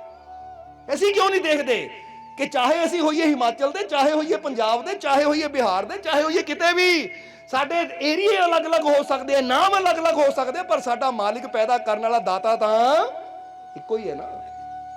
ਇਸ ਲਈ ਇਨਸਾਨ ਤਾਂ ਅਸੀਂ ਸਾਰੇ ਹੀ ਆ ਨਾ, ਇਨਸਾਨੀਅਤ ਦੇ ਨਾਤੇ ਸਾਨੂੰ ਸਾਰਿਆਂ ਨੂੰ ਇੱਕ ਦੂਜੇ ਦੀ ਬੜੀ ਹੈਰਾਨੀ ਦੀ ਗੱਲ ਹੁੰਦੀ ਹੈ। ਅਸੀਂ ਹੈਲਪ ਉਹਦੀ ਕਰਨੀ ਜੋ ਸਾਡੇ ਧਰਮ ਨਾਲ ਜੁੜਿਆ ਹੋਵੇ, ਜੋ ਸਾਡੇ ਧਰਮ ਨਾਲ ਰਿਲੇਟਡ ਹੋਵੇ, ਜੋ ਸਾਡੀ ਜਾਤੀ ਵਾਲਾ ਹੋਵੇ, ਜੋ ਸਾਡੇ ਧਰਮ ਵਾਲਾ ਹੋਵੇ। ਬੰਦਾ ਜਦੋਂ ਇਦਾਂ ਦੀ ਰੱਖਦਾ ਹੈ ਨਾ ਸੋਚ, ਤੇ ਇਹਦਾ ਮਤਲਬ ਇਹਦੀ ਸੋਚ ਉਹੀ ਹੈ ਜਿੱਦਾਂ ਕੱਦੂ ਨੂੰ ਅਸੀਂ ਨਾ ਸ਼ੀਸ਼ੀ 'ਚ ਬੰਦ ਕਰ ਦਿੱਤਾ। ਹੋ ਤਾਂ ਐਡਾ ਵੱਡਾ ਸਕਦਾ ਸੀ ਪਰ ਇੰਨਾ ਨਹੀਂ ਰੱਖਿਆ। ਬੰਦੇ ਦਾ ਦਿਮਾਗ, ਬੰਦੇ ਦੀ ਸੈਂਸ, ਅਕਲ ਬਹੁਤ ਬੜੀ ਹੋ ਸਕਦੀ ਹੈ, ਬੰਦਾ ਬਹੁਤ ਕੁਝ ਸਿੱਖ ਸਕਦਾ ਹੈ, ਪਰ ਬੰਦਾ ਇਹ ਜਦੋਂ ਬਣ ਜਾਂਦਾ ਨਾ ਕਿ ਲੈ ਬਈ ਅਸੀਂ ਤਾਂ ਕੋਈ ਸਿੱਖਣਾ ਜੋ ਸਾਡੇ ਗੁਰੂ ਕਹਿਣ ਜਾਂ ਸਾਡੇ ਸ਼ਾਸਤਰ ਕਹਿਣ, ਦੂਜਿਆਂ ਤੋਂ ਅਸੀਂ ਕੀ ਲੈਣਾ, ਤਾਂ ਬੰਦੇ ਦੀ ਸੋਚ ਉਨੀ ਕੀ ਰਹਿ ਜਾਂਦੀ। ਫਿਰ ਅਸੀਂ ਕਹਿੰਦੇ ਏਦਾਂ ਦਾ ਦਿਮਾਗ ਬਣਾਓ ਕਿ ਭਾਈ ਮੈਨੂੰ ਜਿੱਥੋਂ ਵੀ ਮਿਲੇਗਾ ਮੈਂ ਸਿੱਖਣਾ ਹੈ, ਮੈਨੂੰ ਜਿੱਥੋਂ ਵੀ ਮਿਲੇਗਾ ਮੈਂ ਸਮਝਣਾ ਹੈ, ਕਿਉਂਕਿ ਜ਼ਿੰਦਗੀ ਸਿੱਖਣ ਵਾਸਤੇ, ਸਮਝਣ ਵਾਸਤੇ ਬਹੁਤ ਹੀ ਛੋਟੀ ਹੈ। ਇਸ ਲਈ ਜਿੰਨਾ ਸਿੱਖ ਸਕਾਂ ਉਨਾ ਹੀ ਮੇਰੇ ਵਾਸਤੇ ਅੱਛਾ ਹੈ। ਸਮਝ ਆ ਰਹੀ ਕਿ ਨਹੀਂ ਸਾਡੀ ਗੱਲ?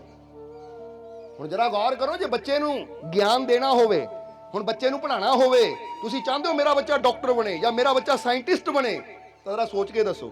ਜੇ ਬੰਦਾ ਕਹੇ ਅਸੀਂ ਤਾਂ ਇਹਨੂੰ ਉਸੇ ਕਾਲਜ ਸਕੂਲ 'ਚ ਭੇਜਣਾ ਜਿਹੜਾ ਸਾਡੇ ਧਰਮ ਦਾ ਹੋਵੇ ਜਾਂ ਜਿਹੜਾ ਸਾਡੀ ਜਾਤ ਬਰਾਦਰੀ ਵਾਲੇ ਨਾਲ ਖੋਲਿਆ ਹੋਵੇ, ਤਾਂ ਫਿਰ ਤਾਂ ਬੱਚਾ ਵਿਚਾਰਾ ਉਨਾ ਕੀ ਰਹਿ ਜਾਏਗਾ ਜਿੱਥੇ ਤੱਕ ਉਹ ਸਕੂਲ ਹੈ। ਕਿਉਂਕਿ ਜਦੋਂ ਸਕੂਲ 'ਚ ਅਸੀਂ ਬੱਚੇ ਨੂੰ ਭੇਜਦੇ ਹਾਂ, ਕਾਲਜ 'ਚ ਭੇਜਦੇ, ਇਹ ਨਹੀਂ ਦੇਖਦੇ ਇਹ ਕਿਹਨਾਂ ਨੇ ਖੋਲਿਆ ਹੈ, ਅਸੀਂ ਇਹ ਦੇਖਦੇ ਇੱਥੇ ਗਿਆਨ ਹੈ ਜਾਂ ਨਹੀਂ, ਜੋ ਸਾਡੇ ਬੱਚੇ ਨੂੰ ਸਿੱਖਿਆ ਚਾਹੀਦੀ ਉਹ ਹੈ ਜਾਂ ਨਹੀਂ। ਅਸੀਂ ਸਿੱਖਿਆ ਦੇਖ ਕੇ ਬੱਚੇ ਨੂੰ ਭੇਜਦੇ ਹਾਂ, ਉਹ ਸਕੂਲ ਵਾਲੇ ਦੇ ਜਾਤ ਜਾਂ ਧਰਮ ਨੂੰ ਦੇਖ ਕੇ ਨਹੀਂ ਭੇਜਦੇ। ਕਦੀ ਹੋਇਆ? ਹੁਣ ਤੁਹਾਡੇ ਬੱਚੇ ਕਿਹੜੇ ਸਕੂਲਾਂ 'ਚ ਪੜ੍ਹਦੇ ਆ, ਕਦੀ ਪੁੱਛਿਆ ਤੁਸੀਂ ਕਿ ਜਿਹੜਾ ਸਕੂਲ ਦਾ ਚੇਅਰਮੈਨ ਹੈ ਜਾਂ ਸਕੂਲ ਦਾ ਮੇਨ ਹੈਡ ਹੈ ਜਾਂ ਸਕੂਲ ਦਾ ਪ੍ਰਿੰਸੀਪਲ ਹੈ, ਦੀ ਜਾਤ ਕੀ ਹੈ ਭਾਈ? ਬੋਲੋ, ਸਮਝਦੇ ਹੋ ਕਿ ਨਹੀਂ? ਪੁੱਛਿਆ ਕਦੀ ਅਸੀਂ? ਨਹੀਂ ਭਾਈ, ਤੇਰੀ ਜਾਤ ਉਹ ਹੈ ਨਹੀਂ, ਤੇਰਾ ਗੁਰੂ ਕੋਈ ਹੋਰ, ਮੇਰਾ ਗੁਰੂ ਕੋਈ ਹੋਰ, ਤੇਰੇ ਕੋਲ ਬੱਚਾ ਨਹੀਂ ਪੜਾਉਣਾ ਮੈਂ। ਤਾਂ ਫਿਰ ਤਾਂ ਬੱਚਾ ਅਨਪੜ੍ਹ ਹੀ ਰਹਿ ਜਾਏਗਾ ਭਾਈ। ਗੁਰੂ ਨਾ ਦੇਖੋ, ਜਾਤ ਨਾ ਦੇਖੋ, ਧਰਮ ਨਾ ਦੇਖੋ, ਗਿਆਨ ਦੇਖੋ। ਗਿਆਨ ਕਿੱਥੋਂ ਮਿਲਦਾ ਹੈ? ਜ਼ਿੰਦਗੀ ਨੂੰ ਬਦਲਣ ਵਾਲੀ ਸਿੱਖਿਆ ਕਿੱਥੋਂ ਮਿਲਦੀ ਹੈ? ਕਿਉਂਕਿ ਜਿਹੜੇ ਬੱਚੇ ਗਿਆਨ ਦੇਖਦੇ ਆ ਉਹ ਕਾਮਯਾਬ ਹੋ ਜਾਂਦੇ ਆ। ਜਿਹੜੇ ਜਾਤੀ ਧਰਮ ਦੇਖਦੇ ਰਹਿੰਦੇ ਉਹ ਇੱਕ ਦਾਇਰੇ 'ਚ ਹੀ ਬੈਠੇ ਉੱਥੇ ਹੀ ਰਹਿ ਜਾਂਦੇ, ਅੱਗੇ ਵਧ ਹੀ ਨਹੀਂ ਪਾਉਂਦੇ ਉਹ। ਔਰ ਤੁਹਾਡੀ ਪਹੁੰਚ ਤਾਂ ਰੱਬ ਤੱਕ ਹੈ, ਪਰਮਾਤਮਾ ਤੱਕ ਤੁਸੀਂ ਪਹੁੰਚ ਸਕਦੇ ਹੋ, ਪਰ ਪਰਮਾਤਮਾ ਤੱਕ ਉਹੀ ਪਹੁੰਚ ਸਕਦਾ ਹੈ ਜਿਹੜਾ ਇਨਸਾਨੀਅਤ ਨੂੰ ਮੁੱਖ ਰੱਖਦਾ ਹੈ, ਧਰਮਾਂ ਨੂੰ ਨਹੀਂ। ਕਿਉਂਕਿ ਰੱਬ ਨੇ ਸਾਨੂੰ ਕੀ ਬਣਾਇਆ ਹੈ? ਬੋਲੋ, ਸਮਝਦੇ ਹੋ ਕਿ ਨਹੀਂ? ਰੱਬ ਨੇ ਕੀ ਬਣਾਇਆ ਸਾਨੂੰ? ਸੱਚ ਦੱਸਿਓ, ਹਿੰਦੂ ਬਣਾਇਆ, ਮੁਸਲਮਾਨ ਬਣਾਇਆ, ਸਿੱਖ ਬਣਾਇਆ, ईसाई ਬਣਾਇਆ, ਜਾਂ ਸਾਨੂੰ ਸਾਰਿਆਂ ਨੂੰ ਇਨਸਾਨ ਬਣਾਇਆ? भगवान ने इंसान को इंसान बनाया, हमने उसे हिंदू या मुसल। बंदा ही मोहर ला दिंदा है, आ हिंदू है, आ मुसलमान है, सिख है, ईसाई है। जे रब ने तो सारिਆਂ ਨੂੰ इंसान बनाया है, और जे रब ने सानू इंसान बनाया तो इंसान बन के रब तक पहुंच सकते हैं। ਅਸੀਂ हिंदू मुसलमान सिख ईसाई बन के नहीं। ਤਾਂ ਹੀ ਤਾਂ ਅਸੀਂ ਇੱਕ ਸ਼ੇਰ ਕਹੀਦਾ ਇੱਥੇ ਕਹਿਣਾ ਚਾਹਾਂਗੇ ਕਿ ਨਾ ਹਿੰਦੂ ਬੁਰਾ ਹੈ ਨਾ ਮੁਸਲਮਾਨ ਬੁਰਾ ਹੈ, ਨਾ ਗੀਤਾ ਬੁਰੀ ਹੈ ना कुरान बुरा है। भला समझना सारिया ने, ना गीता बुरी है ना कुरान बुरा है, ना हिंदू बुरा है ना मुसलमान बुरा है, भेजे में जो घुसा है वो शैतान बुरा है। आ जेड़ा इंसान दे अंदर जाता धर्मां दा शैतान बढ़ गया ना, ये बुरा आ, बुराई ये करांदा है। ਤਾਂ ਗੀਤਾ ਵੀ ਕਹਿੰਦੀ ਪਿਆਰ ਕਰੋ, ਕੁਰਾਨ ਵੀ ਕਹਿੰਦਾ ਸਭ ਨਾਲ ਪਿਆਰ ਕਰੋ, ਗੁਰਬਾਣੀ ਵੀ ਕਹਿੰਦੀ ਜਿਨ ਪ੍ਰੇਮ ਕੀਓ ਤਿਨ ਹੀ ਪ੍ਰਭੂ ਪਾਇਓ। ਤਾਂ ਜੀਸਸ ਕ੍ਰਾਈਸਟ ਬਾਈਬਲ ਵੀ ਕਹਿੰਦੀ love is God, God is. ਹਰ ਪਾਸੇ ਪਿਆਰ ਦੀ ਗੱਲ ਹੁੰਦੀ ਹੈ ਤਾਂ ਫਿਰ ਬੰਦਾ ਟੁੱਟ ਕੇ ਬੈਠਾ। ਇਹਦਾ ਮਤਲਬ ਉਹ ਧਾਰਮਿਕ ਗ੍ਰੰਥ ਸਾਨੂੰ ਜੋੜਨਾ ਚਾਹੁੰਦੇ, ਪਰ ਸਾਡੇ ਅੰਦਰ ਦਾ ਜਿਹੜਾ ਸ਼ੈਤਾਨ ਹੈ ਨਾ, ਇਹ ਸਾਨੂੰ ਇੱਕ ਨਹੀਂ ਹੋਣ ਦੇ ਰਿਹਾ। ਇਸ ਲਈ ਮਾਰਨਾ ਤਾਂ ਬੰਦੇ ਨੂੰ ਨਾ ਮਾਰੋ ਕਿ ਲੈ ਵੀ ਇਹ ਹਿੰਦੂ ਹੈ, ਮੁਸਲਮਾਨ, ਇਹਨੂੰ ਮਾਰੀਏ, ਸਿੱਖ ਈਸਾਈ ਇਹਨੂੰ ਇਹਨਾਂ ਝਗੜਾ ਕਰੀਏ। ਮਾਰ ਨਹੀਂ ਹੈ ਤਾਂ ਇਨਸਾਨੀਅਤ ਨੂੰ ਨਹੀਂ, ਆਪਣੇ ਅੰਦਰਲੇ ਉਹ ਮਨ ਦੇ ਸ਼ੈਤਾਨ ਨੂੰ ਮਾਰੀਏ ਜਿਹੜਾ ਸਾਡੇ 'ਚ ਫਰਕ ਪੈਦਾ ਕਰ ਰਿਹਾ ਹੈ, ਜਿਹੜਾ ਸਾਨੂੰ ਜਾਤਾਂ ਪਾਤਾਂ 'ਚ ਵੰਡ ਰਿਹਾ। ਮਾਰਨ ਦੀ ਲੋੜ ਤਾਂ ਉਹਨੂੰ ਹੈ।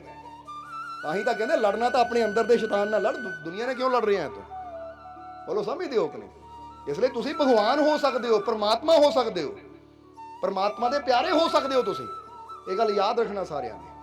ਹੁਣ ਇਹ ਗੱਲ ਹਮੇਸ਼ਾ ਇਹ ਯਾਦ ਰੱਖੋ ਕਿ ਤੁਸੀਂ ਅਗਰ ਉਸ ਮਾਲਿਕ ਦੀ ਖੁਸ਼ੀ ਨੂੰ ਪਾਣਾ ਹੈ ਨਾ ਤਾਂ ਫਿਰ ਕਿੱਦਾਂ ਪਾ ਸਕਦੇ ਹੋ? ਉਹ ਮਾਲਿਕ ਦੀ ਖੁਸ਼ੀ ਨੂੰ ਤੁਸੀਂ ਪ੍ਰੇਮ ਕਰਕੇ ਪਾ ਸਕਦੇ ਹੋ। ਬੋਲੋ, ਸਮਝਦੇ ਹੋ ਕਿ ਨਹੀਂ? ਕਿਉਂਕਿ ਬੰਦਾ ਅੱਜ ਪੂਜਾ ਬਹੁਤ ਕਰਦਾ ਆਪਣੇ ਭਗਵਾਨ ਦੀ, ਪਰ ਸੰਦੇਸ਼ ਨਹੀਂ ਮੰਨਦਾ। ਸਮਝਦੇ ਹੋ ਕਿ ਨਹੀਂ? ਔਰ ਸੰਦੇਸ਼ ਕੀ ਹੈ ਭਗਵਾਨ ਦਾ? ਸਭ ਨਾਲ ਪਿਆਰ ਕਰ, ਕਿਉਂਕਿ ਸਭ ਦੇ ਅੰਦਰ ਮੇਰਾ ਵਾਸ ਹੈ। ਇਸ ਲਈ ਕੁਦਰਤ ਦਾ ਨਿਯਮ ਹੈ ਸਭ ਦੇ ਕੰਮ ਆ, ਸਭ ਨਾਲ ਪਿਆਰ ਕਰ। ਹੁਣ ਦੱਸ ਦਈਏ ਉਹ ਕਹਾਣੀ ਨੂੰ, ਫਿਰ ਸਤਸੰਗ ਦੀ ਸਮਾਪਤੀ ਕਰੀਏ ਕਿਉਂਕਿ ਟਾਈਮ ਕਾਫੀ ਹੋ ਗਿਆ। ਇਹ ਉਹ ਜਦੋਂ ਸ਼ਹਿਦ ਮੰਗਿਆ ਨਾ ਉਹਨੇ, ਤਾਂ ਉਸ ਵੇਲੇ ਕਈ ਕਵੇ ਹੈ ਹੀ ਨਹੀਂ, ਤਾਂ ਕੋਈ ਕਹਿੰਦਾ ਭਾਈ ਹੈਗਾ, ਤੈਨੂੰ ਕਿਉਂ ਦਈਏ। ਵਿਚਾਰਾ ਪਰੇਸ਼ਾਨ ਹੋ ਗਿਆ, ਘੁੰਮੀ ਜਾਵੇ, ਕਿਤੇ ਸ਼ਹਿਦ ਨਹੀਂ ਉਹਨੂੰ ਮਿਲਿਆ ਕਿਉਂਕਿ ਪਤਨੀ ਤੜਫ ਰਹੀ ਹੈ ਦਰਦ ਨਾਲ। ਵੈਦ ਨੇ ਕਿਹਾ ਹੈ ਘਰ 'ਚ ਸਾਰਾ ਸਮਾਨ ਹੈ ਪਰ ਸ਼ਹਿਦ ਹੈ ਨਹੀਂ ਜਿਹਨਾਂ ਦਵਾਈ ਤਿਆਰ ਹੋਣੀ ਹੈ। ਸੋ ਸ਼ਹਿਦ ਲੈ ਕੇ ਆ, ਕਟੋਰੀ ਲੈ ਕੇ ਜਗ੍ਹਾ ਜਗ੍ਹਾ ਘੁੰਮ ਰਿਹਾ, ਪਰ ਕਿਤੇ ਉਹ ਸ਼ਹਿਦ ਨਹੀਂ ਮਿਲ ਰਿਹਾ। ਅਚਾਨਕ ਬਾਦਸ਼ਾਹ ਦੇ ਮਹਿਲ ਦੇ ਮੋੜ ਦੀ ਗੁਜ਼ਰਿਆ, ਤਾਂ ਸੋਚਿਆ ਬਾਦਸ਼ਾਹ ਕੋਲ ਤਾਂ ਸ਼ਹਿਦ ਜ਼ਰੂਰ ਹੋਏਗਾ। ਸ਼ਾਮ ਦਾ ਸਮਾਂ, ਸ਼ਹਿਦ ਦੀ ਕਟੋਰੀ ਲੈ ਕੇ ਬਾਦਸ਼ਾਹ ਦੇ ਮਹਿਲ ਦੇ ਅੱਗੇ ਚਲਾ ਗਿਆ, ਔਰ ਜਾ ਕੇ ਬਾਦਸ਼ਾਹ ਦੇ ਸੈਨਿਕ ਨੂੰ ਕਹਿਣ ਲੱਗਾ ਕਿ ਭਾਈ ਸਾਹਿਬ ਕਿ ਮੇਰੀ ਪਤਨੀ ਬੜੀ ਬਿਮਾਰ ਹੈ, ਵੈਦ ਨੇ ਦਵਾਈ ਤਿਆਰ ਕਰਨੀ, ਮੈਨੂੰ ਇੱਕ ਕਟੋਰੀ ਸ਼ਹਿਦ ਚਾਹੀਦਾ ਹੈ, ਸ਼ਹਿਦ ਲਿਆ ਦੇ। ਤਾਂ ਉਸ ਵੇਲੇ ਸੈਨਿਕ, ਹੁਣ ਦੇਖੋ ਜਿਹੜੇ ਗੇਟ ਕੀਪਰ ਹੁੰਦੇ ਨਾ ਖੜੇ ਚਪੜਾਸੀ, ਉਹਦੀ ਆਕੜ ਜ਼ਿਆਦਾ ਹੁੰਦੀ, ਕਹਿੰਦੇ ਲੈ ਤੈਨੂੰ ਸ਼ਹਿਦ ਦੇਣਾ, ਚੱਲ ਦੌੜ ਇੱਥੋਂ, ਹੈ ਤੈਨੂੰ ਬਾਦਸ਼ਾਹ ਦੇ ਮਹਿਲ 'ਚੋਂ ਸ਼ਹਿਦ ਲਿਆ ਕੇ ਦੇਵਾਂ, ਪਰੇ ਹੋ। ਹੁਣ ਹਾਲੇ ਉਹ ਡਾਂਟ ਹੀ ਰਿਹਾ ਸੀ, ਅੰਦਰੋਂ ਬਾਦਸ਼ਾਹ ਆ ਗਿਆ ਕਿਤੇ ਸੈਰ ਕਰਨ। ਉਹ ਬਾਦਸ਼ਾਹ ਨੇ ਪੁੱਛਿਆ ਸੈਨਿਕ ਨੂੰ, ਇਹਨੂੰ ਕਿਉਂ ਡਾਂਟ ਰਿਹਾ ਹੈ? ਉਹ ਕਹਿੰਦਾ ਮਹਾਰਾਜ ਦੇਖੋ ਛੋਟੀ ਜਿਹੀ ਕਟੋਰੀ ਲੈ ਕੇ ਸ਼ਹਿਦ ਮੰਗਣ ਆ ਗਿਆ, ਬਸ ਦੱਸ ਬਾਦਸ਼ਾਹ ਇੱਥੇ ਸ਼ਹਿਦ ਲੈ ਕੇ ਬੈਠਾ, ਜਿਹੜਾ ਇਹਨੂੰ ਸ਼ਹਿਦ ਦੇਵੇ, ਸ਼ਰਮ ਨਹੀਂ ਆਉਂਦੀ ਇਹਨੂੰ ਬਾਦਸ਼ਾਹ ਦੇ ਮਹਿਲ ਜਾ ਕੇ ਸ਼ਹਿਦ ਮੰਗਦਾ। ਤਾਂ ਬਾਦਸ਼ਾਹ ਕਹਿੰਦਾ ਅੱਛਾ ਸ਼ਹਿਦ ਮੰਗਿਆ, ਉਰੇ ਆ ਵੀ ਇੱਧਰ। ਹਾਂ ਵੀ ਤੈਨੂੰ ਸ਼ਹਿਦ ਕਿਉਂ ਚਾਹੀਦਾ ਹੈ? ਕਹਿੰਦਾ ਜੀ ਮੇਰੀ ਪਤਨੀ ਤੇ ਬੜੀ ਦਰਦ ਹੋ ਰਹੀ ਹੈ, ਪੂਰੇ ਪਿੰਡ 'ਚ ਨਗਰ 'ਚ ਘੁੰਮ ਲਿਆ ਪਰ ਸ਼ਹਿਦ ਨਹੀਂ ਕਿਤੇ ਮਿਲਿਆ। ਵੈਦ ਨੇ ਕਿਹਾ ਸ਼ਹਿਦ ਜ਼ਰੂਰੀ ਹੈ, ਨਹੀਂ ਤਾਂ ਪਤਨੀ ਨੇ ਤੜਫ ਕੇ ਮਰ ਜਾਣਾ ਹੈ। ਇਸ ਲਈ ਉਹਦੀ ਦਵਾਈ ਵਾਸਤੇ ਸ਼ਹਿਦ ਦਾ ਹੋਣਾ ਜ਼ਰੂਰੀ ਹੈ, ਫੇਰ ਹੀ ਉਹਦੀ ਦਰਦ ਠੀਕ ਹੋਣੀ ਹੈ। ਸੋ ਮਹਾਰਾਜ ਅਗਰ ਥੋੜਾ ਜਿਹਾ ਸ਼ਹਿਦ ਦੇ ਦਿਓ ਕਟੋਰੀ ਤਾਂ ਬੜਾ ਅੱਛਾ ਲੱਗੇ ਹੋਏਗਾ, ਬੜੀ ਤੁਹਾਡੀ ਮਿਹਰਬਾਨੀ ਹੋਏਗੀ। ਬਾਦਸ਼ਾਹ ਨੇ ਜਦੋਂ ਦੇਖਿਆ ਤਾਂ ਬਾਦਸ਼ਾਹ ਨੇ ਆਪਣੇ ਵਜ਼ੀਰ ਨੂੰ ਕਿਹਾ ਏਦਾਂ ਕਰੋ, ਇਹਨੂੰ 7 ਘੜੇ ਸ਼ਹਿਦ ਦੇ ਲਿਆ ਕੇ ਦਿਓ। ਕਿੰਨੇ ਘੜੇ? 7 ਘੜੇ ਸ਼ਹਿਦ ਦੇ ਲਿਆ ਕੇ ਦਿਓ। ਉਹ ਆਦਮੀ ਵੀ ਹੈਰਾਨ, ਮੈਂ ਤਾਂ ਇੱਕ ਕਟੋਰੀ ਮੰਗੀ, ਕਟੋਰੀ ਯਾਨੀ ਕੋਲੀ ਛੋਟੀ ਜਿਹੀ ਮੰਗੀ। ਵਜ਼ੀਰ ਵੀ ਕਹਿਣ ਲੱਗਾ ਮਹਾਰਾਜ ਇਹਨਾਂ ਤਾਂ ਇੱਕ ਛੋਟੀ ਜਿਹੀ ਕਟੋਰੀ ਮੰਗੀ ਹੈ, ਔਰ ਤੁਸੀਂ ਕਹਿੰਦੇ 7 ਘੜੇ ਸ਼ਹਿਦ ਦੇ ਦਿਓ। ਇਹਨਾਂ ਦਾ ਕਟੋਰੀ ਮੰਗੀ, ਕਟੋਰੀ ਦਿਓ। ਤਾਂ ਉਸਲੇ ਕੀ ਕਿਹਾ ਬਾਦਸ਼ਾਹ ਨੇ? ਉਹ ਕਹਿੰਦਾ ਭਾਈ ਉਹ ਮੰਗ ਰਿਹਾ ਆਪਣੀ ਹੈਸੀਅਤ ਦੇਖ ਕੇ, पर मैं दे रहा हाँ अपनी हैसियत देख के, क्योंकि मैं बादशाह हाँ। अगर मैं कटोरी दूंगा मैनू शर्म आनी है कि बादशाह दर तो कटोरी शायद लैके गया है, ਉਹਦੇ ਕੋਲ कटोरी है, वो अपनी हैसियत के हिसाब नाल मंग रहा है, पर मैं बादशाह हाँ और मैं अपनी हैसियत के हिसाब नाल दे रहा। इसलिए तुहानू तां ही कहा रब बादशाह है, ਉਹਦੇ को मंगना अपनी औकात देख के ना मंगीए, ਉਹਦੀਆਂ रहमता देख के मंगीए। क्या मालिक ठीक है मैं गुनाहगार हाँ, पापी हाँ, मैं बुरा हाँ, मैं टेढ़ा हाँ, पर टेढ़ा हाँ चाहे मेढ़ा हाँ, पर हाँ मैं तेरा ही। वो कहते ना मशहूरी होंदी टेढ़ा है पर मेरा है, तू जिद्दां दा भी है मेरा ही है, बस रब भी कहता है। इसलिए अपने रब ते विश्वास रखिए, अपने मालिक ते यकीन रखिए। बोलो समझ दिओ कि नहीं। और जद भी मंगीए कि कहो क्या मालिक तू बेअंत है, बस कृपा कर दे, झोलियां भर दे, तो फिर मालिक की रहमत नाल झोलियां भर जांदियां है। सो हुण आखिरले वचनां 'च यही कहांगे कि बस अपने मालिक ते यकीन रखो, और जिद्दां दस्सिया जिहड़ा कुदरत के नियमां नूं मनदा है फिर रब नूं हमेशा अगे लैके जांदा है। सो यकीन रखो, दिलों कहो जो कहना है कि मैनू अपने मालिक ते पूरा, ये दिलों आवाज आनी चाहिए है, क्योंकि जो दिलों आवाज जाती है तो रब तक पहुंचती है। तो फिर इंसान कहता ना मैनू अपने मालिक ते पूरा, मेरियां झोलियां खुशियां नाल। हुण जदों देखो दिलों कहंदे हो मैनू अपने मालिक ते पूरा विश्वास है, रब तक गल पहुंच गई। हुण दिलों कहंदे हो मेरियां झोलियां खुशियां नाल भर गई, तो रब कहंदा जे इन्ने विश्वास ना कह रहे तो जाओ भर जाओ, फिर भर जांदियां बंदे झोलियां। समझ दिओ कि नहीं। वीडियो अच्छी लगी हो तो कृपया इसे शेयर जरूर करें। आपके शेयर करने से अगर किसी की जिंदगी में अच्छा बदलाव आता है, पॉजिटिव चेंज आती है, तो ये भी आपकी तरफ से किया गया एक नेक कर्म होगा, एक सेवा होगी। तो वीडियो को शेयर जरूर करें, और वीडियो देखने के लिए सर्व संजय दरबार कांटियां शरीफ यूट्यूब चैनल को सब्सक्राइब करें और फेसबुक पेज को फॉलो करना ना भूलें। जय माता दी।